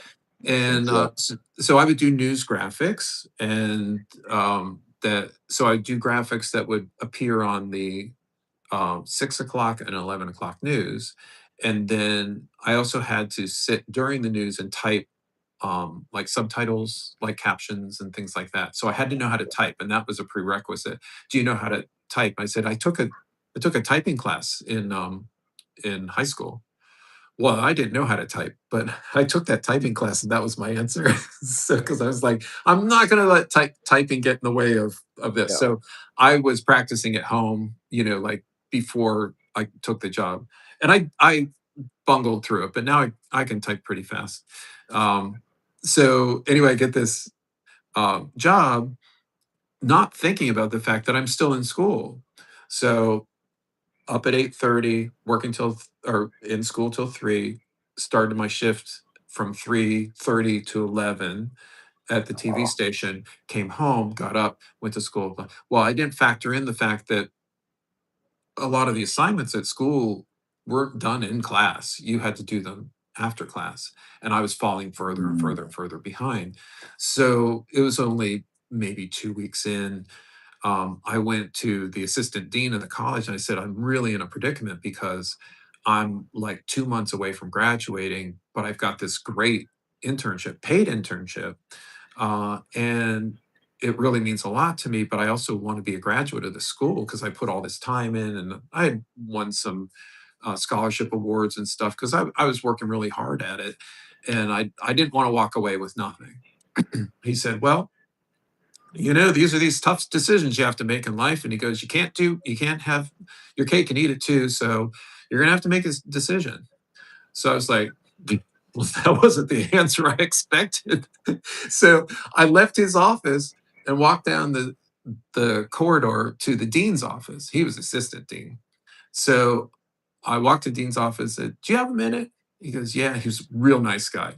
He, he was really accomplished as an illustrator caricature artist, and he did covers, like TV Guide cover caricatures of all these famous people and stuff. And he would have these workshops where he would go out into the street festivals and stuff at Pittsburgh, take students from the Art Institute with him to make this like kind of bank of caricature artists, and people would sit down, and then they would get the money, right? Like maybe $5 at a yeah. shop, which was pretty good money back then. So I got to know him through that. And so we kind of had this little bit of a friendship, but still, he was clearly my superior.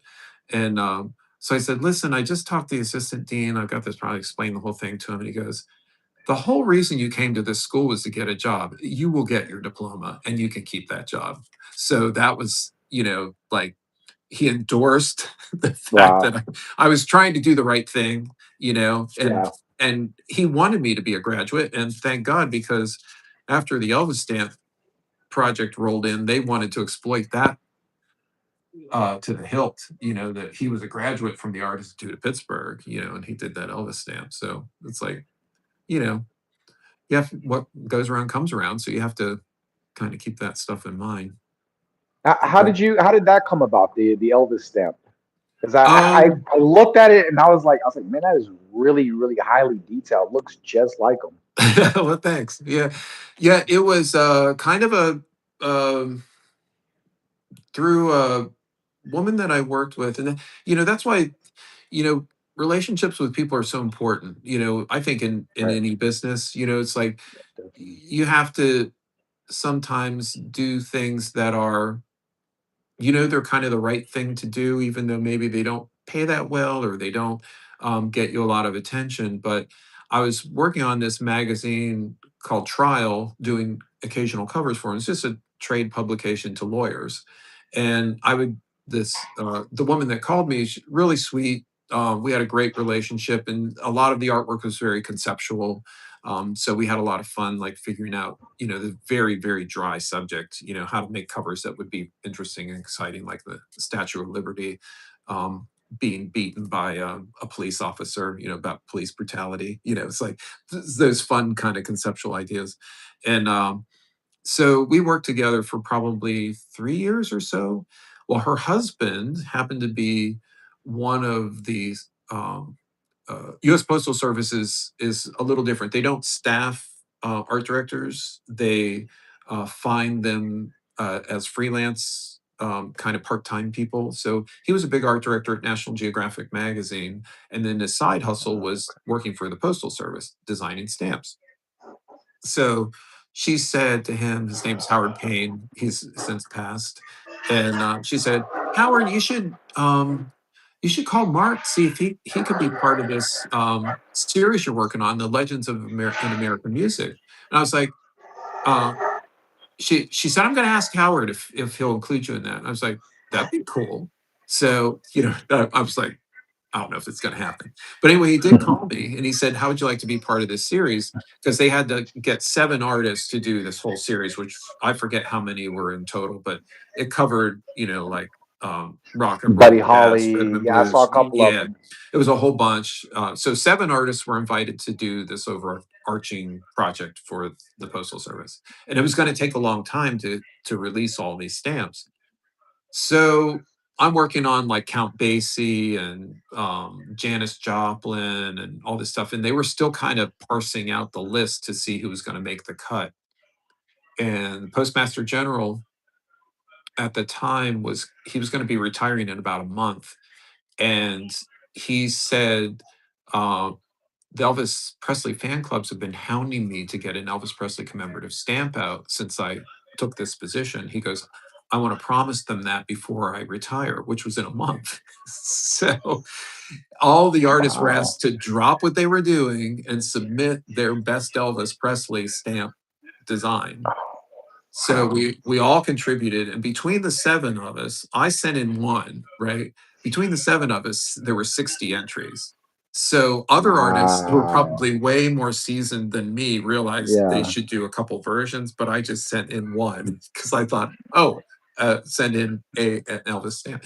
So so I submitted, and the stamp advisory committee, which is made up of lay people, a lot of people don't know this, but they'll pick like a cross section of America, and it could be someone who's a nurse, maybe a construction worker, um, you know, a lawyer or something. They try to get a nice mix of people to represent the United States, and it's like 12 people. They review all the stamps, and then they select which ones they like, or Wow. they'll come back with recommendations or something. So they were left with looking at the one that I submitted, and then another artist. They narrowed it down to two: young Elvis and a mature Elvis. I don't say old because he never actually got old. Um, That's and fair. they couldn't decide. I mean, they literally could not decide. So they came up with this amazing idea of letting the public decide. And it was the very first time a stamp had been voted on by the public. Well, it turned into Really? this huge media thing. I mean, it was an amazing concept for them to do that because they brought all this interest because Elvis was so beloved, right? Particularly For sure. then, still now, but back then he was still really like huge. So they got all these people to send in votes, and they were done old school, like with postcards that were stuffed in uh, publications and stuff. You had to get the postcard and sign it, and people were submitting like Poetic. hundreds. Like one person would submit 100, but it was brilliant. I mean, they got all this publicity out of it, and then they made the Yeah. announcement in Memphis that my submission had won the vote. Um, it was about 3 to 1. Like the majority of the people really liked the young Elvis. So, and I'm not going to say necessarily it was my artwork, but they wanted young Elvis to be the commemorative stamp. Uh, So you did a great job, man. well, I'm telling thank you. you, thank you. But Yeah. then after that was, accepted, then it opened the door for me doing the rest of that rock and roll series, which was Buddy Holly, Richie Valens, and Bill Wow. Haley. So that was that Yeah. block of 4. So, yeah, that was That's amazing. really, exciting, and yeah, this young artist who isn't accustomed to being in the spotlight was suddenly thrust in interviews and all this stuff, and it was a lot. I mean, I was kind of like done with it after about a year, because it was it was just too much. So, Now, there's another deck I don't have, but I want to get that I haven't. It's been on my list, my to do list, which is another deck of yours, the Imps playing cards. oh, Whispering Imps, yeah, yeah, Whispering Imps. Yes. yes, yeah. Yes. Tell me about There's that. How'd that come about? there's a couple iterations of that too. Somebody was just Right. asked me about that, and I kind of lose track of them because I'll do the artwork like for a producer, and this was done for Chris Chelko, who was somebody. And here again, this is another. This is such a fun story because he and a buddy of his had this circus thing that they did called it the Adult Circus, which sounds pornographic, but it's not. It's just It, they didn't want it to it, be a kid circus. yeah.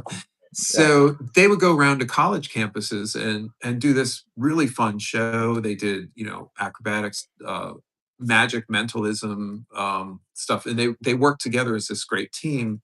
And and I can't even remember how they found me. I think it might have been because I did the David Blaine posters, but they wanted a magic poster that they could use, to promote for colleges in advance of them coming. So it wasn't, it's just a real low budget job, but I really liked them. They were fun. I liked what they were doing. And I went to see them, in Pittsburgh, which isn't too far from where I live, uh, right before. I think, yeah, I met with them before we did the first poster, so I could kind of get a feel for their act. And it's super nice guys. And Chris, he actually worked for he went on to work for the Jay Leno show, and he was like a one of these guys that would, find talent that was like human interest stories and stuff like that. He had a really great career, and I think he works. Last I heard, he was working for Theory 11. So, but Oh, anyway, okay. so I did this poster for them, and he always loved playing cards because he was a magician, and he asked me if I'd do this, Whispering Imps deck with him, and I was like, "Yeah, sure, that sounds like fun," and it wasn't even really. He was going to do a Kickstarter deck, and it was just going to be this one-off kind of thing, and then it people really loved it, so he wanted to do like some follow-up decks with it, and then we did one called Gamesters, that's kind of a spin-off of the Imps thing, and I don't think he's still making cards on his own. I think he's still with Theory 11. I Okay. haven't seen him in a while. I usually, would catch up with him at, the 52 plus Joker conventions. I don't know if you've Right. been to those, but, I haven't. I haven't been to any conventions. I yeah, work a lot, unfortunately, so yeah, I've got a couple buddies of mine that want me to go to. I think the next one's coming up in Vegas, a Magic Convention. uh-huh, mhm. Hopefully, I'll make it. We'll see. Yeah. Yeah, the 52 plus Joker is so fun because, these are people who love playing cards. They buy, they sell, Yes, they they do. make, it's producers and, artists and magicians. I mean, it's just a real neat mix. And I've heard from people that attend because I'm not a big convention guy myself, but they said they really love the vibe. It's like very friendly. People get to know each other. It's just We have a it's just great so neat. community between the people that love playing cards and magicians. All of us together, we have a great community. Honestly, I agree. I mean, I've met some of the nicest people, right? and they're so, enthusiastic about like when you come out with a new deck. It's like you really feel the love for all the work that goes into it, Yes. it's like you Yep. get a lot of really nice feedback, and it's not an ego trip. It's like, just Right. you like It's just feeling love, like it's worth it. It's like pure this. love. Right. Yeah. Yeah, it's not just important to me. Appreciation. Yeah, yeah, Yeah. and it's Yeah. nice. It's Respect. it's Yeah. It's very it, respectful. it motivates you, to keep going. It's like because if everybody just kind of went, meh, it's like Yeah. you, you might you might not be so inclined to try again. So, Right. but even, like there's people, I met a guy who was at the last convention. He was just getting started into playing cards. And you could tell he was just frothy. He really was excited about doing it. And I was like, that's great. It's like I wanted to encourage him, because he you could tell he was gonna love doing it. And he sent me a couple of his designs to look at, maybe give him some critique back and stuff. And I think he's going to do well. It's just, but it's a leap. And I Yeah. feel for people. It can be a lot of upfront money that you have to put up, to make Yeah. something happen. And if you're employed, doing this, as a side hustle, it's a big commitment. So Yeah. yeah. Fortunately I've for met. me, yeah, yeah. Fortunately for me, this is all I do. It's like Yeah. it's sustained me, and a lot of illustrators now, unfortunately, um, are are doing it as a side job. They can't support themselves Right. doing it solely, like you could a couple decades ago. I So mean, luckily, I get to do these interviews and communicate with people in the Magic community and the playing card community, and I've met people who have attempted to create cards and have failed at it, yeah, and I've met people who have been wildly successful, and it's like you said, it's not an easy thing, and it is something you have to put a lot of money and a lot of effort up front. It yeah. takes a lot of time, man. It really does. Yeah, it's a bit of a risk, and Yeah, but if you really love it, you can kind of justify it, to a certain point. definitely. And I think that there's a lot of um, people that pine to do a deck, but they may not have the tools to do it. It's like they may have a really good concept, but they don't really have the tools to execute it. And hiring services to do that can be like prohibitive. If you're not physically doing it yourself, like for me, I can come up with an idea and do it, and it doesn't cost me anything other than my Right. time. I can rationalize it, but I think if I were hiring somebody to do it, it'd be a scary venture, Yeah. like paying paying for something that you're unsure of. Speaking of which, another question I had for you: do you still take like freelance work, or Oh is there a yeah, way that that's people can contact you and get work done? yeah. Playing card wise, I've kind of like I've I was exclusively doing work for David, and that was kind of our terms of doing, just like gentleman's agreement, because he didn't want Understandable. me doing playing cards for other magicians because it would kind of Right. water down his brand and stuff. So I I get it. wasn't doing any of that, and I would do an occasional deck here and there if I felt it wasn't a conflict, with what he was doing. Like I did the Emperor deck for Penguin Magic, or for Yes. yeah. Um, Penguin. Yeah. yeah, yeah, Penguin. And then I did another bicycle deck that was flying machines, Right. and a couple of others, but none of them felt like they're really infringing on, what I did for David. So Yeah. this is kind of my first foray into, doing my own thing. And I'm kind of looking Yeah. forward to just like doing that for a while, you know but it really is truly like a side thing for me, because like Yeah. majority of my time is spent with commission work, like mostly posters, entertainment type stuff. So and well, So like, how would someone contact you if they have a job for you? oh, it's pretty easy. My name comes up in Google searches, Mark Stutzman. You could Google that. My company studio name is Eloqui. That's ELOQUI.com. Okay. But I'm pretty easy to find that way. I'll hear Okay. from people occasionally.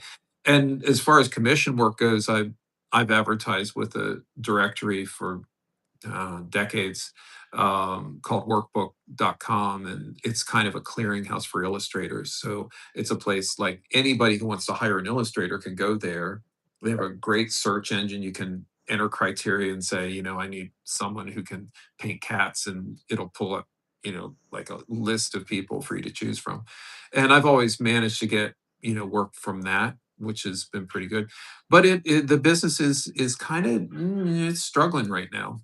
And it has to do a lot with people being able to generate images on their own, no matter how shitty they are. Yeah, that's true. Yeah, they're not that great, but I'll Yeah. tell you, if I ever, hopefully in the future I will, but if I ever need an illustration done, I know exactly who I'm going to.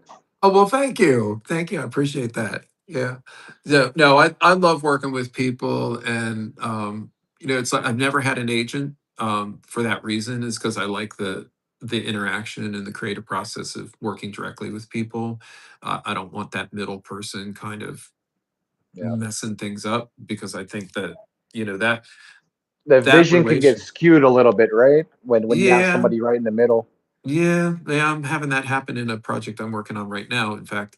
Oh, And I am going to end up speaking directly with the person who's the client. So, and it's always good because, things can this business is very interpretive. You describe something to me, and I describe what you described to me to somebody else, and I'm going to filter it in a way that I saw it coming out of your head.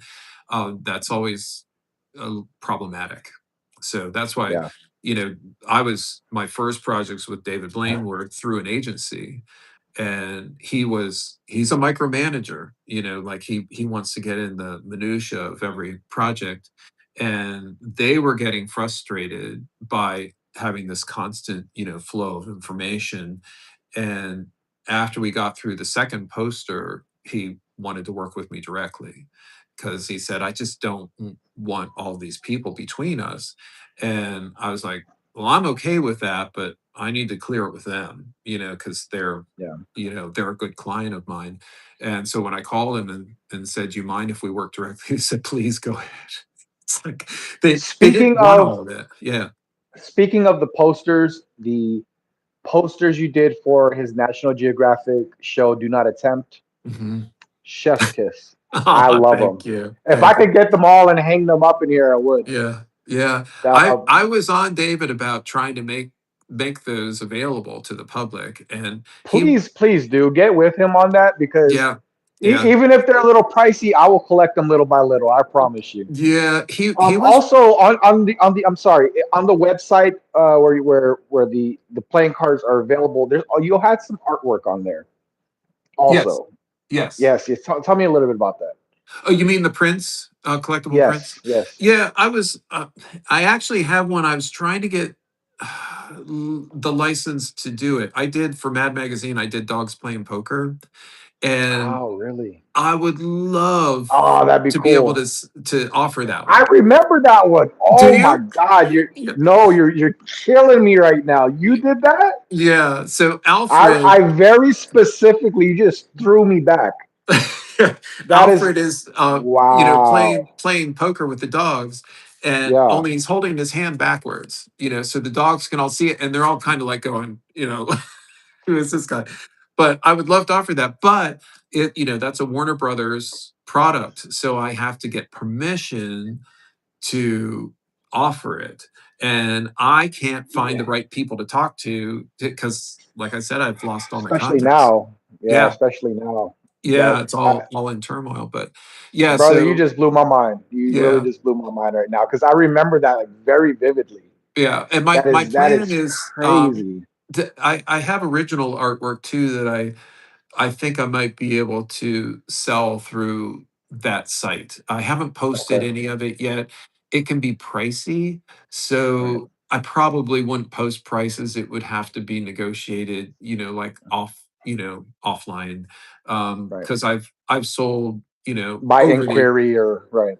yeah, I've sold over the years, some original work that, people saw, and, it's like Stephen King covers and stuff like that, that, you have these hardcore collectors, Star Wars collectors, um, and they end up in a private collection, so it's like these are people who are serious art collectors.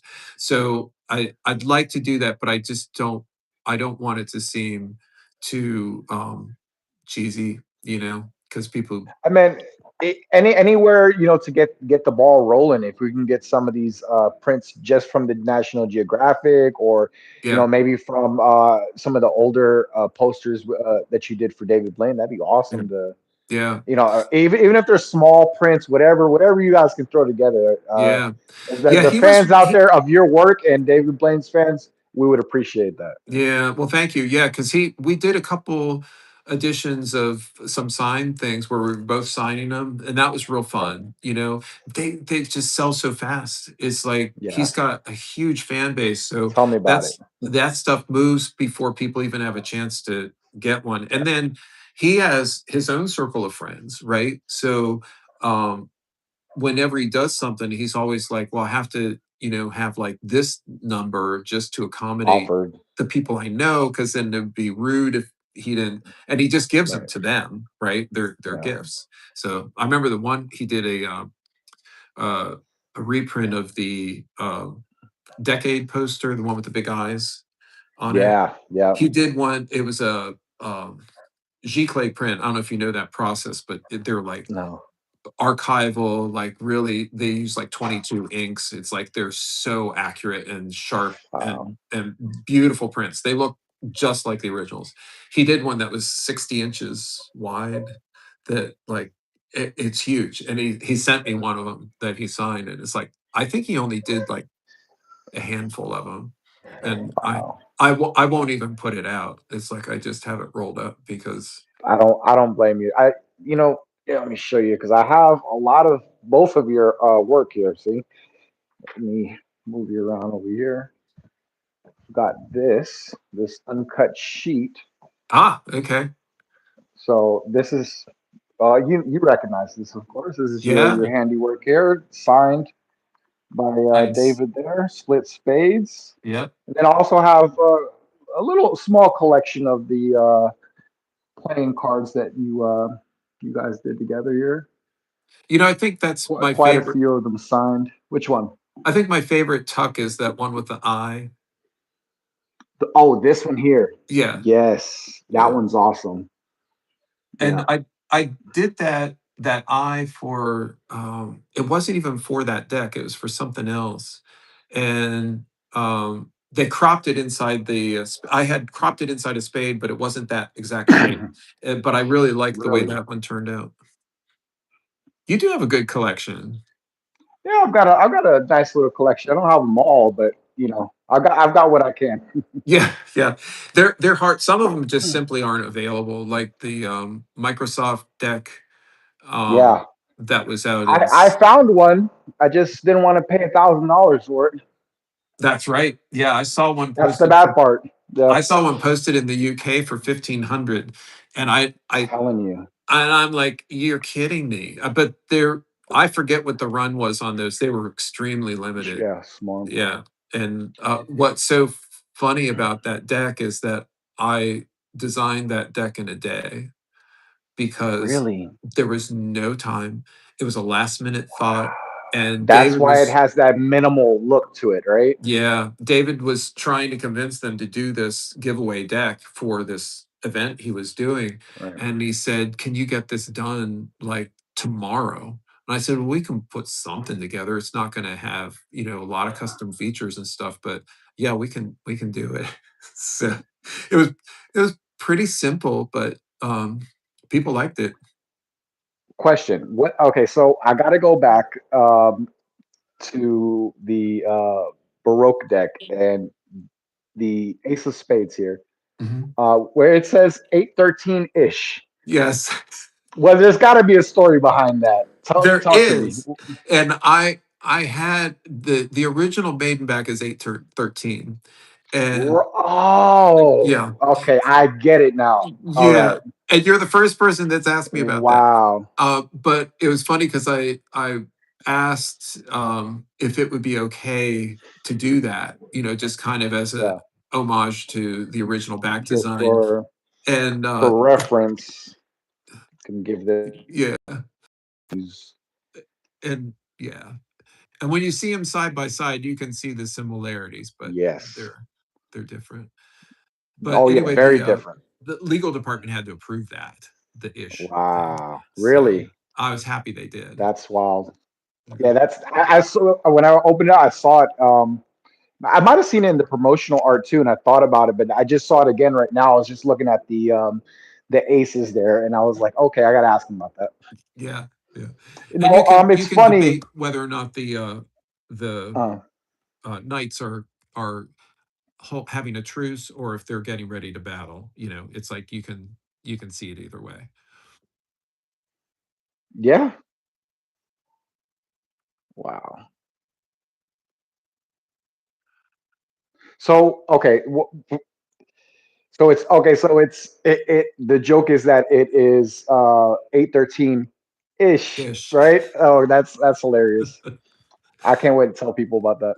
Yeah. That's funny. Well, I'm glad you asked because no one has asked that yet. And like I said, I like for people to kind of discover this stuff on their own, you know, rather There's so than much to discover when it yeah. comes to your decks, and this is something I've noticed. Well, Like thank you. okay, here's a perfect example here.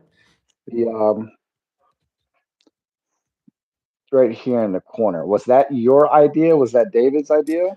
That It was reveal there it for the kind seven of of diamonds yeah, it kind of happened accidentally on purpose. Like it was like, accident. can you work a card into the lion? Yeah. Yeah, Yeah, we can do that. looks great. Oh man, so Yeah. so And good, so not good. everybody catches that either, you know. Yeah, there. Yeah, there's way too many. I can't even count all the. Yeah. Now, my favorite deck of all time, is specifically. Now, I told you it's the split spades, but specifically the bicycle split spades. This is a deck that came out. I believe it was marketed as the Mind Reader deck, and it's a particular niche in Magic that I have slowly but surely become a little bit of an expert on the subject, which is when it comes to markings. And this is one of my favorite systems. It's a reader system.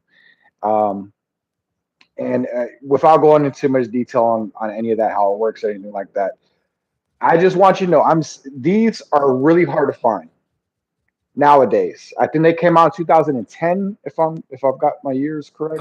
I'd have to trust you on that. Yeah. I think it was around 2010. I didn't catch them back then when they came out, so I had to catch them later. And ever since I got my first one, I fell in love with them so much, in fact, that I have them literally everywhere. I don't know if you can see, I've got one down here, I got two down there, I've got two up here. I have I have a brick of them right here. Wow. So yeah, these are my like all time favorite playing cards for Magic use, and just because they're obviously I think they're beautiful. Yeah, and So I don't usually get involved in the marking systems right. because it is secretive. The only one that I did was I think it was oh, which one was that? I'd be speaking out of turn if I said I believe if it was the White Lions, it might correct? have been that one. Yeah. Right.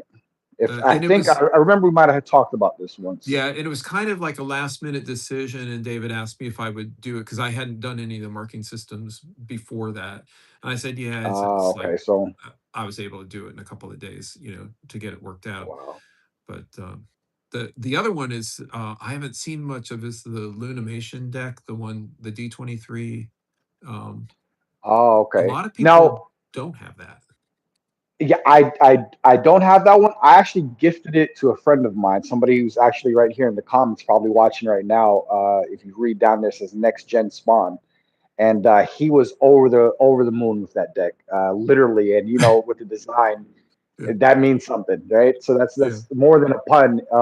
Beautiful, beautiful deck. I got to catch another one for myself, and sometimes I'll find good deals here and there on eBay, yeah. and I look for them. And I look, as you see, I got a pretty nice little collection up there, and that's another one on my list. Yeah, David wanted to reprint that one. The one that he did for Disney was pretty rushed, and the back Really? design was foiled and got a little filled in. So a lot of times, if you're doing something that is specifically for foil, you have to kind of simplify it a little bit because some of the finer details get lost. So he was talking about that a while ago. We didn't really follow up, but I wouldn't be surprised if he doesn't do another version It's a of that. gorgeous deck. Oh, It's a thank you. gorgeous deck. He just commented, "That's me." Yeah, he knows he loved that one. He's a big fan. He's a big fan of that Yeah. one. It's gorgeous. I noticed also, or one of the things he noticed because I sent it to him. When you flip through, there's like it shows the different phases in the moon. There's like a design, right? There's Right. as we would say when it comes to these types of things, taking them to the movies. You Yeah. flip through and you create that little animation. I just thought that was awesome. Yeah. I Is love that that does that effect make the because process of illustration more difficult? well, your registration has to be really accurate, so Right. from one card to the next. So it was really just I had to create those moons in a dial kind of thing that I could set up the file so I could Okay. just turn them like that. So Trent, then, right. but I liked the effect because it did look like each of them was kind of like It looks so cool. rotating. So Yeah. yeah, that was fun. It was fun to work on, and that was also a David's suggestion was to animate the deck because of Disney. Like they Yeah. were kind of the Brilliant um, idea. Yeah. yeah, yeah. And the design is really beautiful too. What Oh, what what thank you. inspired that? What inspired Um, that one? well, actually, it was a we were working on something years earlier that involved the phases of the moon. It wasn't even connected to this project. And then there was another version of it that was like had a philosopher and stuff. Like we were working on these other ideas, and this one was kind of just sitting in the archives. And I guess David was flipping through some old ideas and said we should explore this more and maybe make it work for this event. And that's what a lot more work that hasn't been printed than has been. Interesting. Okay. Yeah, so he's got kind of a backlog of things that we could always pull out if he So wanted there to. might be some surprises in the future, possibly. Possibly, yeah. Yeah, because there's a All lot of right. back designs that just get tossed, that maybe Yeah. it's not because he didn't like them, it's just that they weren't his favorite for that particular Right. thing. So, yeah, it's like you don't just come up with one idea, it's you have to have a couple Right. to work with. So, That is amazing. So, where do we go from here in terms of playing card designs? Are you working on anything new right now? Is this the latest and greatest, or do you have something that you're currently working on? I have a deck that I finished. It's called Forbidden, that kind of got bumped to get this bicycle deck done and out. Okay. I'm hoping to have it launched by fall on Kickstarter. I want to get all my printing resources in order before I launched, so I'm not trying to figure that out after, when Right. people are doing Kickstarters and stuff, I don't like that long lag time when you're waiting for production. You've Yeah. placed an order and then you wait, wait, wait. So that's why I got all the artwork is done. It has a companion book with it that tells the story about the cards because it has like this Oh, very really? complex story of it's actually about the town where I live. That was a resort community that was established in like the late 1800s, and they forbid playing cards. So I created this deck that's an imaginary deck that might have been done had they allowed them.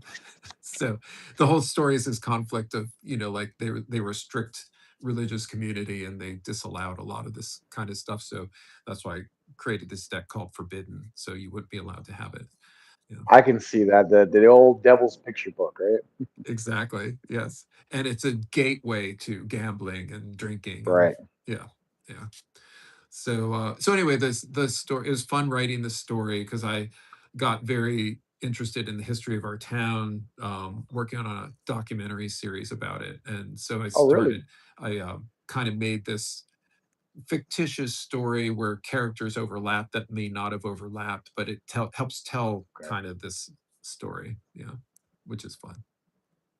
That sounds really interesting. Okay, so it comes with a companion book and a deck of cards. Yeah, it'll be 2 decks, Ah, okay. 2 different Oh, two colors, decks. one Okay. dark, one light, and the whole theme is just kinda like this conflict of, morality versus, good, not good and evil necessarily, but just like this, the oppression of the moral structure of the town and how people Right. aren't really built for that. So, I can see that. we're not built to follow rules necessarily. So, yeah, but I'm You I'm got to looking pray. You forward. got. I had planned to get that out last year, and just I just kept running into these problems because the companion book I want to have, be the same size as the deck so that they can all like fit together nicely. Okay, So and like it'd be this a kind of case. little pocket book.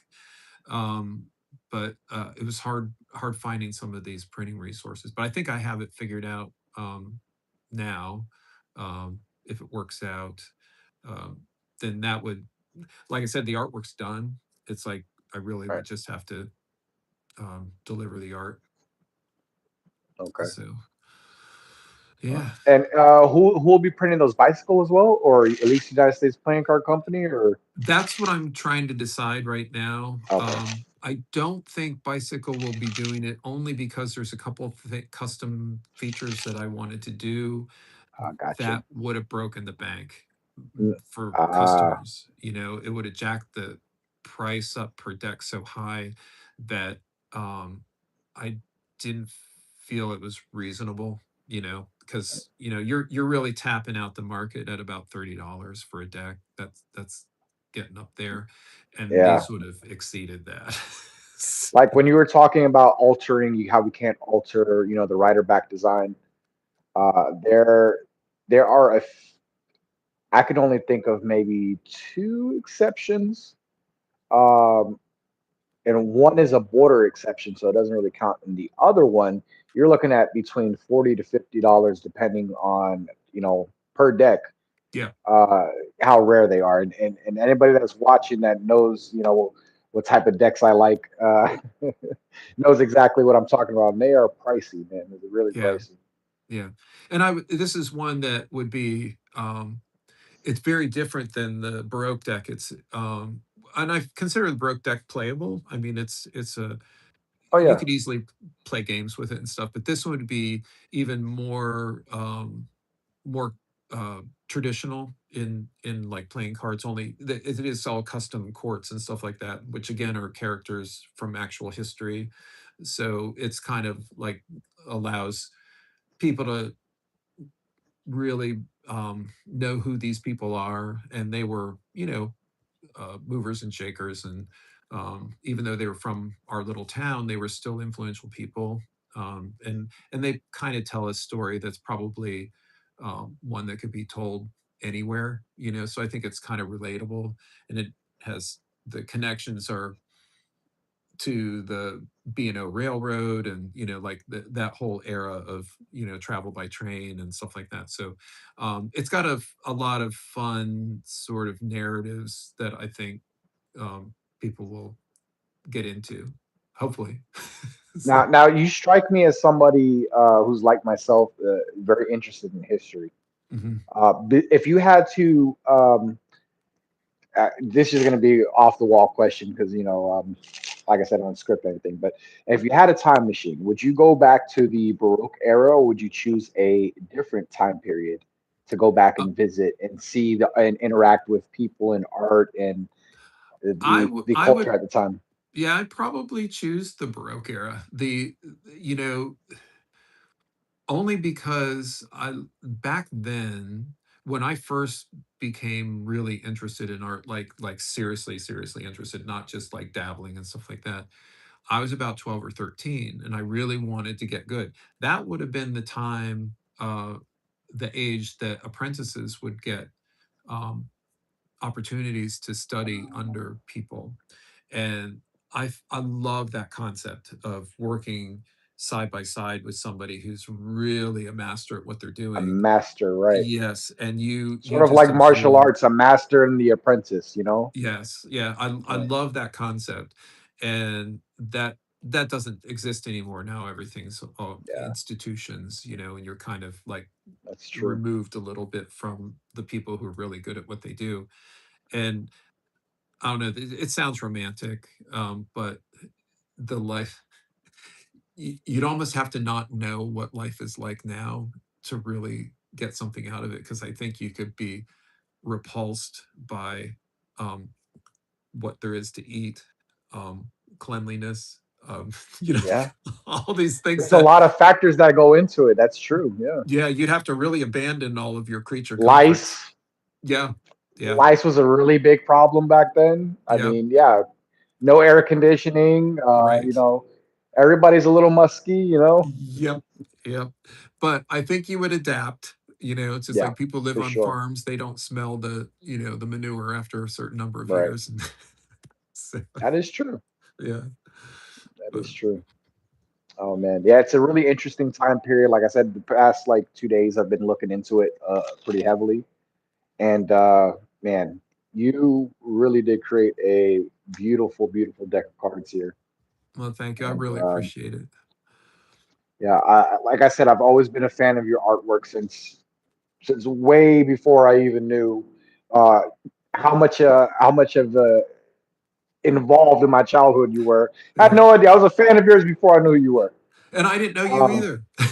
yes, here we are now, right? I'm anxious to see you do some magic with the Baroque deck. I hope Oh you'll yeah, we give it could a do try. that. Oh yeah, yeah.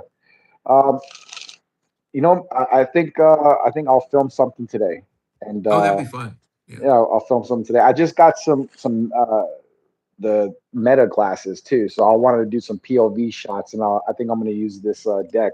Oh, Maybe that's I'll go to cool. the bar. I'll go to the barber shop. I got to get a haircut anyway, and Yeah. I'll do some magic with the Baroque bicycle deck, Awesome. and get some nice POV shots and post them up on the socials for you.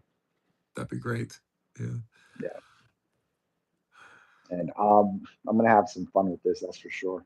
I know this is an instant like this type of deck is an instant conversation starter because most people are not gonna. First of all, they're jarring from how you look at them, especially with they having the Roman numerals. So people are going to ask about that automatically. Yeah. Um, and the way that the pips are stretched out and everything, I love it. The Oh, thanks. artwork is just wonderful, and man, I got to tell you, this has been a really great conversation. Like I said, I Well, didn't thank know you. that much about the Baroque era period, so this is a great learning opportunity for that. My mother liked Bach, so that's all I knew about the Baroque period. Yeah. As far as I, really knew about this stuff. So this is great. Yeah. Um, Yeah, 'cause music was a big part of that as well. The yes, art, that period was really big. Yeah. yeah, and writing and all of that. I mean, it was just a time of. Science too, science, Oh, yeah.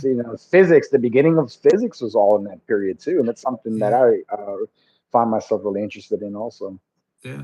And it's really surprising too at how long it lasted, that era, because, like now What was it, things shift 150 so years? fast. It's Oh like yeah, once you got into the 20th every century, 10, yeah, yeah, 10 to 20 years it seems. So. yeah, yeah, Yeah, that's great. Yeah, I mean, maybe it was the Industrial Revolution or the explosion of technology, but you're very right about that.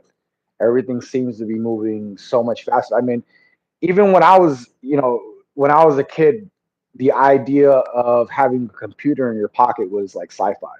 oh yeah, yeah, So how everything is blown up now, it's amazing. yeah. Well, just It like really is. in doing like historical research and stuff, looking at fashion trends, it's like that has accelerated so much. I mean, once you hit the 20th Right. century, it was like you still had people wearing, like high collars and top hats and stuff like that. And then all of a sudden, it was just like you got into the 20s and it's like all of that was abandoned, and Yeah. then each decade following, it was like everybody was trying to do something new, and it really kind of shows you how people had to adapt at a much faster pace.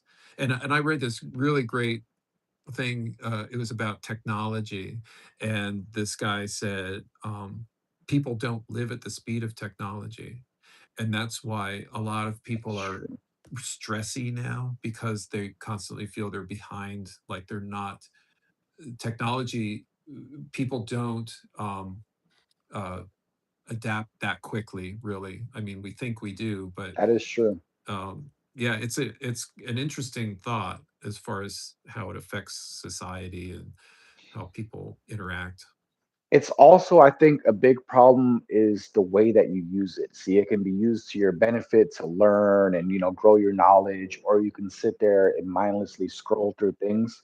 I like to research, and I like to I like to expand my knowledge base, and I've always been. I'll get in one subject and I'll go down the rabbit hole, Yeah, and I'll just get so interested in it and learn so much.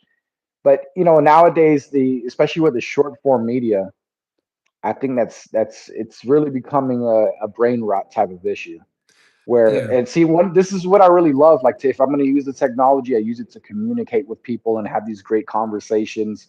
And to me, that is the benefit of it, to where you could be 1,000 miles away and I'm having a great conversation with you.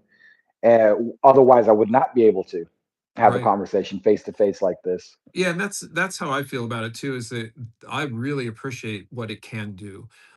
Right. It's when it stops people from doing things like this. It's like, oh Right. well, just Absolutely. scrolling on my phone is fine. I don't really need to interact with anybody, and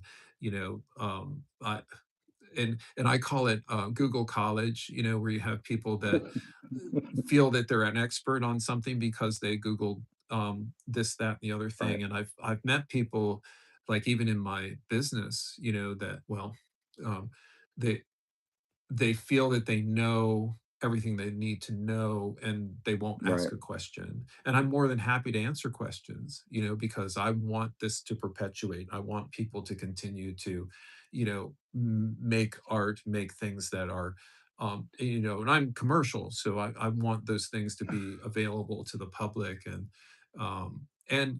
for somebody else to have similar experiences that I had, is that it can be really rewarding, and it'd be sad to think that that might be taken away by technology, because now, instead of you sitting down and drawing something, you're like asking ChatGPT to make an image for you. That's And there's just certain things that ChatGPT does not know how to explain.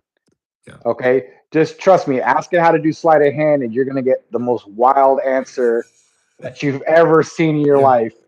yeah, And I've seen other people do it. I've tried it myself, and it's just so curious. It's really funny sometimes how it thinks things are done versus how yeah, they are actually done. yeah. And it's got to be the same way with art because you don't have that human touch. Well, what's There's so certain things that funny, you only know from experience. I I'd will rather ask give, you. yeah, Yeah, if I I've don't know about art, done, I'd rather ask you. yeah, I've given instructions, like just messing with it, right? Like, because I Yeah, wanted to see what it does. So I would give very specific, clear instructions to create an image that I had in my head, right? So I'll ask it and I'll be like, what is this? I mean, it's like not even remotely what I was picturing in my head. I'm telling So you. imagine somebody feeling that whatever it spits out is fine. It's not reflecting, concepts and ideas and things like that. You That want to see something really funny, and this is a little experiment you can do. Um, Upload an image to ChatGPT and ask it to recreate the exact same image, and watch what it spits out, and then ask it, say, don't change anything, create the exact same image, and yeah, watch what it spits out. And you'll eventually just make this like long row of pictures, and when you it's like the telephone game. You yes. go from the beginning, you have it one way, and then at the end, it's completely different. I saw It's somebody wild. post something about that, and it was a portrait of The Rock. Um, Right. did you Yeah. see that one? Exactly. I didn't see that. I saw one that was similar. It was a portrait of a young woman, and Yeah. next thing you know, she's like completely different person, like literally completely At one different. It was point, wild. at one point, The Rock had these bright blue cartoon lips, and it was hilarious. And I was like, "How did you get from there to there?" You know. So, I don't get it. yeah. It's wild. Yeah, it's funny because we're sort of in that you know that very first step when it comes to this AI technology and stuff like that. We're in the baby step stage. We're still, one foot in front of the other. We're not running yet. We're very advanced, but it's not completely there. It's not going to match everything that the human species can do, and hopefully it never does. Um, that's debatable, but whether or not if that'll ever happen, if we ever reach super or general artificial intelligence, but I just it can't do everything that humans do. Yeah, It doesn't have a soul. It doesn't have a soul. and really, I feel like it's kind of up to us. It's like we're still in charge. And we can decide whether or not we feel um, that we want that kind of um, stuff in our lives. It's like Yeah, it it'll get better and better and more sophisticated, but is that still even really what we want? And a great right. example that I've shared with people about it is that when automated gas pumps came around, I can't remember exactly when it was. New Jersey implemented a law that said all gas pumps had to be manned, so they Yeah, wouldn't lose those jobs. And it's kind of, yeah, you could pump your own gas, but if it's not costing you that much to employ people and keep those jobs, and no, it's not the best job, but it's still a way for people to make money. yeah, Could be something, that fills in the gaps for somebody who needs a second job or something. And I was like, that's true. that's what we're talking about. It's like, do you Yeah, really want to start replacing people with technology when those people have something to offer? And all right. um, I didn't realize that IT jobs were at risk, which is really a frightening thought because Coding, all of that. Yeah, those even people are the even truck ones. drivers. Yeah, those are the people that invented this whole stuff, right? Yeah, So now you take away those AI is going to inventors. be creating the next version of AI. Yeah. Yeah. So I think we have to be so careful about what lateral we allow, um, Yeah, and how far we let it go. I it's a think you'll slippery always slope. have um, people like me, like who have to have hands-on experience, or they want that hands-on experience rather than something that's Yeah. digital. But uh, there'll be a lot of people who don't. So Well, that's I where. mean, it's like in any profession, any art, any whatever, even regular job, it's the mistakes that make you into a true professional, right? But that artificial intelligence doesn't create those mistakes. They don't know if they're making mistakes or not. No. So, I Mhm. mean, how many times have you made a mistake and then learning from that mistake made you 1,000 times better? Yeah. Or So, um, what I call happy accidents. It's like right. sometimes Yeah. things happen that you can then further exploit or perhaps make happen again. And Right. that's the like artificial intelligence learns from repetition. So do we. Right. We learn those things and probably are more tuned in to the accidents that are good. Like we're Right. looking for the good in that. Where AI is just, it's based on like uh it's just too linear. It's not thinking more broadly. But Yeah. I don't know where we're headed with that type of stuff, but man, I don't know. The future's looking really interesting to say the least. yeah, Uh, and you have a daughter who yeah. probably. 7.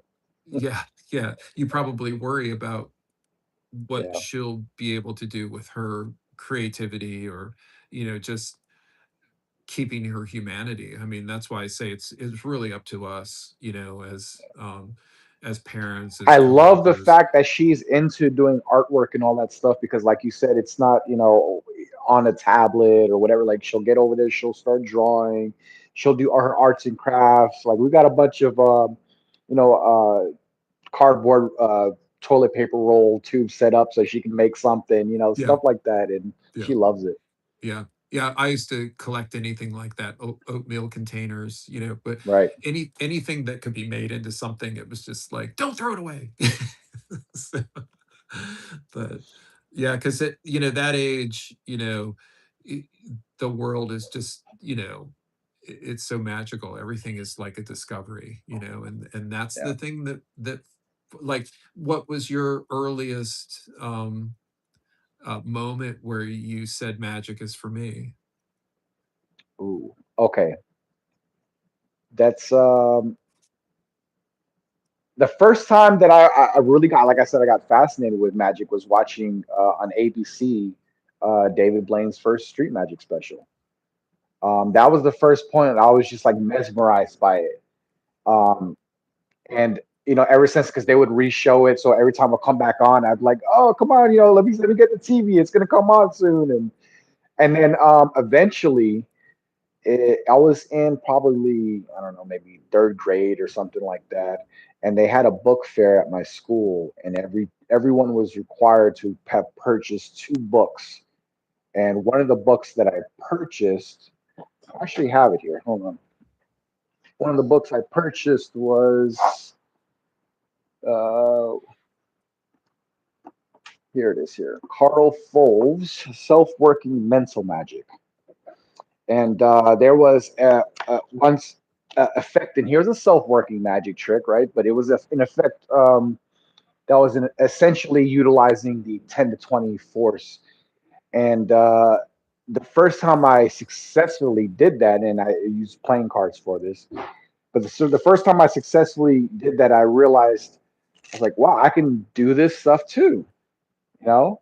So it was one of those moments where that was like the real epiphany. I was like, oh, okay, it's possible to learn this stuff. It's not just, only the people on TV can do it. Other people can learn how to do it too.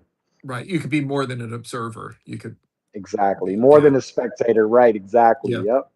yeah, So yeah. that's That's that's how it cool. all began. Yeah. And then it's that moment where, and I feel that kids are, I think your path is decided pretty early. And I don't know that all parents recognize that, because maybe they're That's picturing true. something different for their child. I want my Yeah. child to be, follow my path, or, join the military, or, like, Doctor, lawyer. yeah, Yeah. like legacy careers and stuff. And, kids can surprise you. Like, I was the only artist really in my family. That my brother went into architecture, but more on the technical side. Um, so it was, but our all of our family had some sort of craft that they did. My dad was a Yeah. woodworker. My mom sewed all my dad's clothes, like suits and all that stuff. She was a seamstress, and all my sisters knew how to sew and do pretty much anything like that. But I Yeah. was the one that really wanted to do the frivolous art for art's sake. Yes, not See, my not sister, my sister was the art person, right? When we were growing up, she was the one that do it. Like I used to draw and stuff like that too. Probably not that good at it, but I used to do my little drawings and stuff. But she was like, she would get into painting and all that, and eventually she became a tattoo artist. And now her daughter, my niece, is very talented. I actually had this laminated. She drew uh, this of me, and it was like in 10 minutes, and it was like absolutely amazing. It like shocked me that she that's drew really that of good. me. Yeah, I don't have my glasses, but yeah, that's Yeah, me right there. And it yeah. was like 10 minutes, and she just sketched it out really quickly, and I was like, and then now she sings too, and she's phenomenal. Really, really amazing. And Yeah. and my other niece on my brother's side, his daughter, she's getting into acting now. So it's yeah, we all do something. You got to Yeah, do and it's something. good Do something because you love. yeah, it's fulfilling and, makes your world better and Yeah. worse depending on the Yeah, day. I've definitely been very frustrated before, learning slights and all that type of stuff. It gets frustrating, but it's so funny. There's been moves I've spent, 2.5 years learning Yeah. before I finally felt why that it was where I wanted it to be, Yeah. um, more or less. And Well, it and the does get fact that frustrating. you're willing Uh, to invest that time to get it right, yeah, I think that's it right there. That's the difference. Like there yeah. are some people that would be satisfied to sort of know something, but to really say, no, this isn't right yet. And it's a little bit obsession, like you Oh have to yeah. have, My wife tells me that all the time. yeah, you have to have a slight obsessive personality, I think, to Yeah. do anything that's, performance art, singing, all that stuff, because otherwise I think you would burn out, you'd lose interest or um be I think frustrated. it's also important to, if you can have, other small hobbies too that you can kind of take a break from one and move to the other, and stuff like that. Whether it's little things or something bigger, just have a couple different things. You have one main thing, and then other little things you can do. That helped me out a lot. Yeah. Yeah, So well, I know I've never been bored. I've always got right, something I want to do or have on the back burner or something. I love gardening, which is just an excuse to be outside and be productive. yeah. So, you know, I but work nights, so I really need to. I got to stop moon tanning. I need to get out there in the sun a little more. I'm supposed to be yeah, a little darker, but yeah, that's all right. I live in So, Florida. I'll get some sun sometime or another. oh yeah, yeah, I'm sure you will. Yeah, we're finally Yeah. coming out of the depths of winter. It's been a rough one this year. So, Oh yeah, I yeah. heard. I'm glad I don't have to deal with that. I see. I'm originally from New York, and I've lived in New Jersey and all that stuff too. And uh, it's yeah. I'm glad I don't have to shovel my way out of the driveway anymore. Yeah, That's a yeah. plus. I like the snow, but it gets old when it's like Yeah, it every does. day. When you're a So, kid, it's fun. oh, sure. Yeah. You're So like you I don't love the mind it snow. when you can't feel your hands when you're a kid, and then you get older. You're like, oh, this sucks. Yeah, that's just walking to the car. Yeah, right. So, I'm telling you. yeah.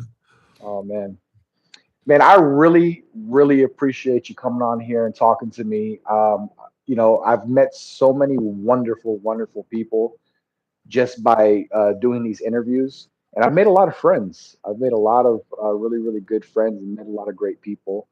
And I just wanted to thank you from the bottom of my heart for allowing me to have this conversation with you. I learned a lot, and I'm so blown away that you have been a part of my life in a way that I didn't even expect before, getting this opportunity to speak with you. And I think that's just amazing. It's one of those full circle moments, and truly beautiful, the mysteries of the universe and how everything works. Well, thank you. I really appreciate it. And I'm really honored to be able to share kind of my story and what I've been working on and stuff with you and the people who watch your channel and stuff, and I have a great deal of respect for what you're doing. I think it's really Thank you. important, and it does give people like me that opportunity to reach people that we wouldn't normally be able to reach, and just kind of share that experience and hopefully inspire people to, if you're somebody who wants to pursue, a career in art, maybe inspire them to keep going if it's a Yeah. struggle or if they are considering it. So I wish I had more optimistic views for the future. But Yeah, I know. Tell me about it. yeah, but we just have to make our way. It's like you have to kind Yeah, of go for what you want and I'm a I'm little bit sure if more you old school for my age. A lot of people on my age don't pay attention to the things that came before, but I'm like the complete opposite of that. Mhm. Uh, so I mean, I still have those concerns, much like the older generation does, because I see like a lot of stuff is getting lost. Like Yeah, even when it comes to reading books and stuff like that, I yeah, feel a lot of that stuff is getting lost in this new generation, the new times, and how everything's working nowadays. Where like, I mean, like for example, I try my best not to buy PDFs or any of that type of stuff, and I try to buy physical copies of books right. because those can be passed down generationally. I don't need electricity. I don't need, it's a hard copy, hard physical copy of the information.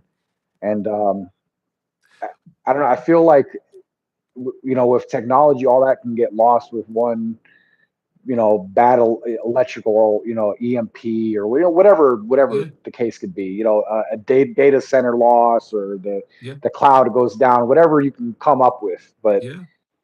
Well, when when I was young, my dream was to do album covers. Well, by really, the time I was a professional, everything had moved to cassette and DVD or CDs, CDs. yeah, right, right, So right, it's like, well, that's not the same. Like an yeah, album package was always like, it was such a huge, yeah. great vehicle for art. A lot of times they have posters People or would music. collect them for just the art. A Yeah, lot of times, yeah, exactly. Well, then it wasn't until, I don't know, not that long ago, I got my first vinyl album cover. And I was so excited. I was like, finally, it's happened. And artists are coming back to that again. Musicians are yeah, coming back to vinyl because I had this great conversation with a guy who owned a classic vinyl shop. He only sold vinyl. Some of it was new, but a lot of it old. And he said when he was a kid, he's roughly my age, and he said when he was a kid, that was a big deal. You would buy your albums, your friends would buy different albums, you would get together and you owned them, right? And you would get together yeah, and you play all the music that you loved off of these albums. yeah. And he said there was such ownership in it, because you had a physical thing. Where he said the download thing is like there's not that connection like It's there not the was same, before. And right? not to sound like an old man or my dad, but it is true. It's like sometimes you don't realize what's lost in that, If if you haven't experienced it. It's just exactly, the yeah. way it is. So I'm gonna try my best, to share some of that type of stuff with my daughter as she's getting older. So she's not gonna know with what "be kind, rewind" means, but right, thank God. right, and I that have to was pay that the was kind of a penalty. pain, Yeah, right? Oh man, Blockbuster. yeah, yeah. So, Oh my goodness. But I really appreciate you coming on, and maybe if you want to, we can do this again. If you sure, you know, like you said, you might have a new project coming out. We can talk about that, and sure, you know, I'd love to talk to you some more at a absolutely. Yeah, different time if you'd like to. yeah. I'd love And to have you back on. I would love that. Yeah, and if you ever have the time to get to the 52 plus Joker convention, we can meet face to face, and you Okay, could, yeah, that'd be nice. you could go there and do this live from there, which would be Ah, amazing. I didn't think about that. Yeah, that is a Yeah, great idea. that would be cool. Huh? You could talk to so many people, and You're you onto wouldn't something even with get to that. enjoy the convention. You'd be doing this all day. All yeah. But it's funny because what's crazy. I love performing magic. The performing magic online is okay. I still do it, but I prefer performing person to person. Yeah, I love that way more, 1,000 times more than making a video. Look what I can do. yeah, I don't like that as much. yeah, Compared to doing like a full routine in person for someone. It's completely different. yeah. So I really love this aspect. This is like the number one thing I love on my channel personally is having these conversations like this, especially with wonderful people like yourself. Oh, thank you so much. Yeah, It's been a pleasure. it has been a joy, and I'm sure we'll be in touch. Definitely, Yeah. definitely. And thank you for all the great childhood memories. You're welcome. Hopefully, I'm still gonna make some more. So, yeah, Please well, do. Shake shake Warner Brothers up a little bit and smack them yeah, around for me because they don't know what the hell's going on. I would love for them to go back to those premiums for, like, it doesn't have to be McDonald's, but, Yeah. that stuff was so much fun, and it was everywhere back then. I mean, Yes, I'm it telling you. the toys and stuff that they used to make, where I got to know some of those toy designers, and they were brilliant. So, they just really tapped into that, that childhood, you know, wonderment, That's that got I to be just a love. cool job too, because I wouldn't even know where to start to design a toy for kids. You know what I mean? Oh, it's a mindset. I mean, they're Yeah, on next level stuff, because they have to think, it's those interactive, people, it has to be they gotta fun, have fun. yeah, and Yeah, cute, you know. right. So I still have a That's lot of got to I be found crazy. I have a granddaughter now, and I found we were cleaning out some stuff. I found this bag of old McDonald's toys still in the wrappers. And it was like Oh, cat nice. dog and stuff Oh, from cat dog. Yeah, yeah, yeah. I remember that. and I Cat totally forgot. dog. Yeah. Yeah. Yeah. Oh man, that's hilarious. Yeah. That's good. Yeah. All right, Mark. Well, I am going to let you go here, but please stay in touch with me. I mean, that's not going to be too hard. I'll stay in touch with you. I'll make sure. All right. But if we can come back and do this again another time, I'd really enjoy that. That'd be great. I really Yeah, appreciate you it. had a Yeah. great conversation. Yeah. There's more to be talked about. Definitely, definitely. I'm sure I have 1,000 more questions in my head. Yeah. Yeah. Now that we've talked, I have questions for Yeah. you too. So, Okay. all right. Well, we could. You could hit me with one, or you can save it for the next time. It's up to you. Okay. Sounds good. Yeah. We'll All we'll right, we'll my do this man. again. All right, sounds good, brother. I'll go ahead and end it here then. And oh, before we go, uh, Baroque playing cards by Bicycle and Mark Stutzman. Get yours today at what's their website? Markstutzman.cards. Markstutzman.cards. Get yours today, and you'll be getting one luxurious, elegant deck of cards. Trust me, and they feel phenomenal. They really do. Look at this. Get them Fantastic. today. All right. All right. All right, Thank brother. you. Have a good one, my man. You too. Talk to you later.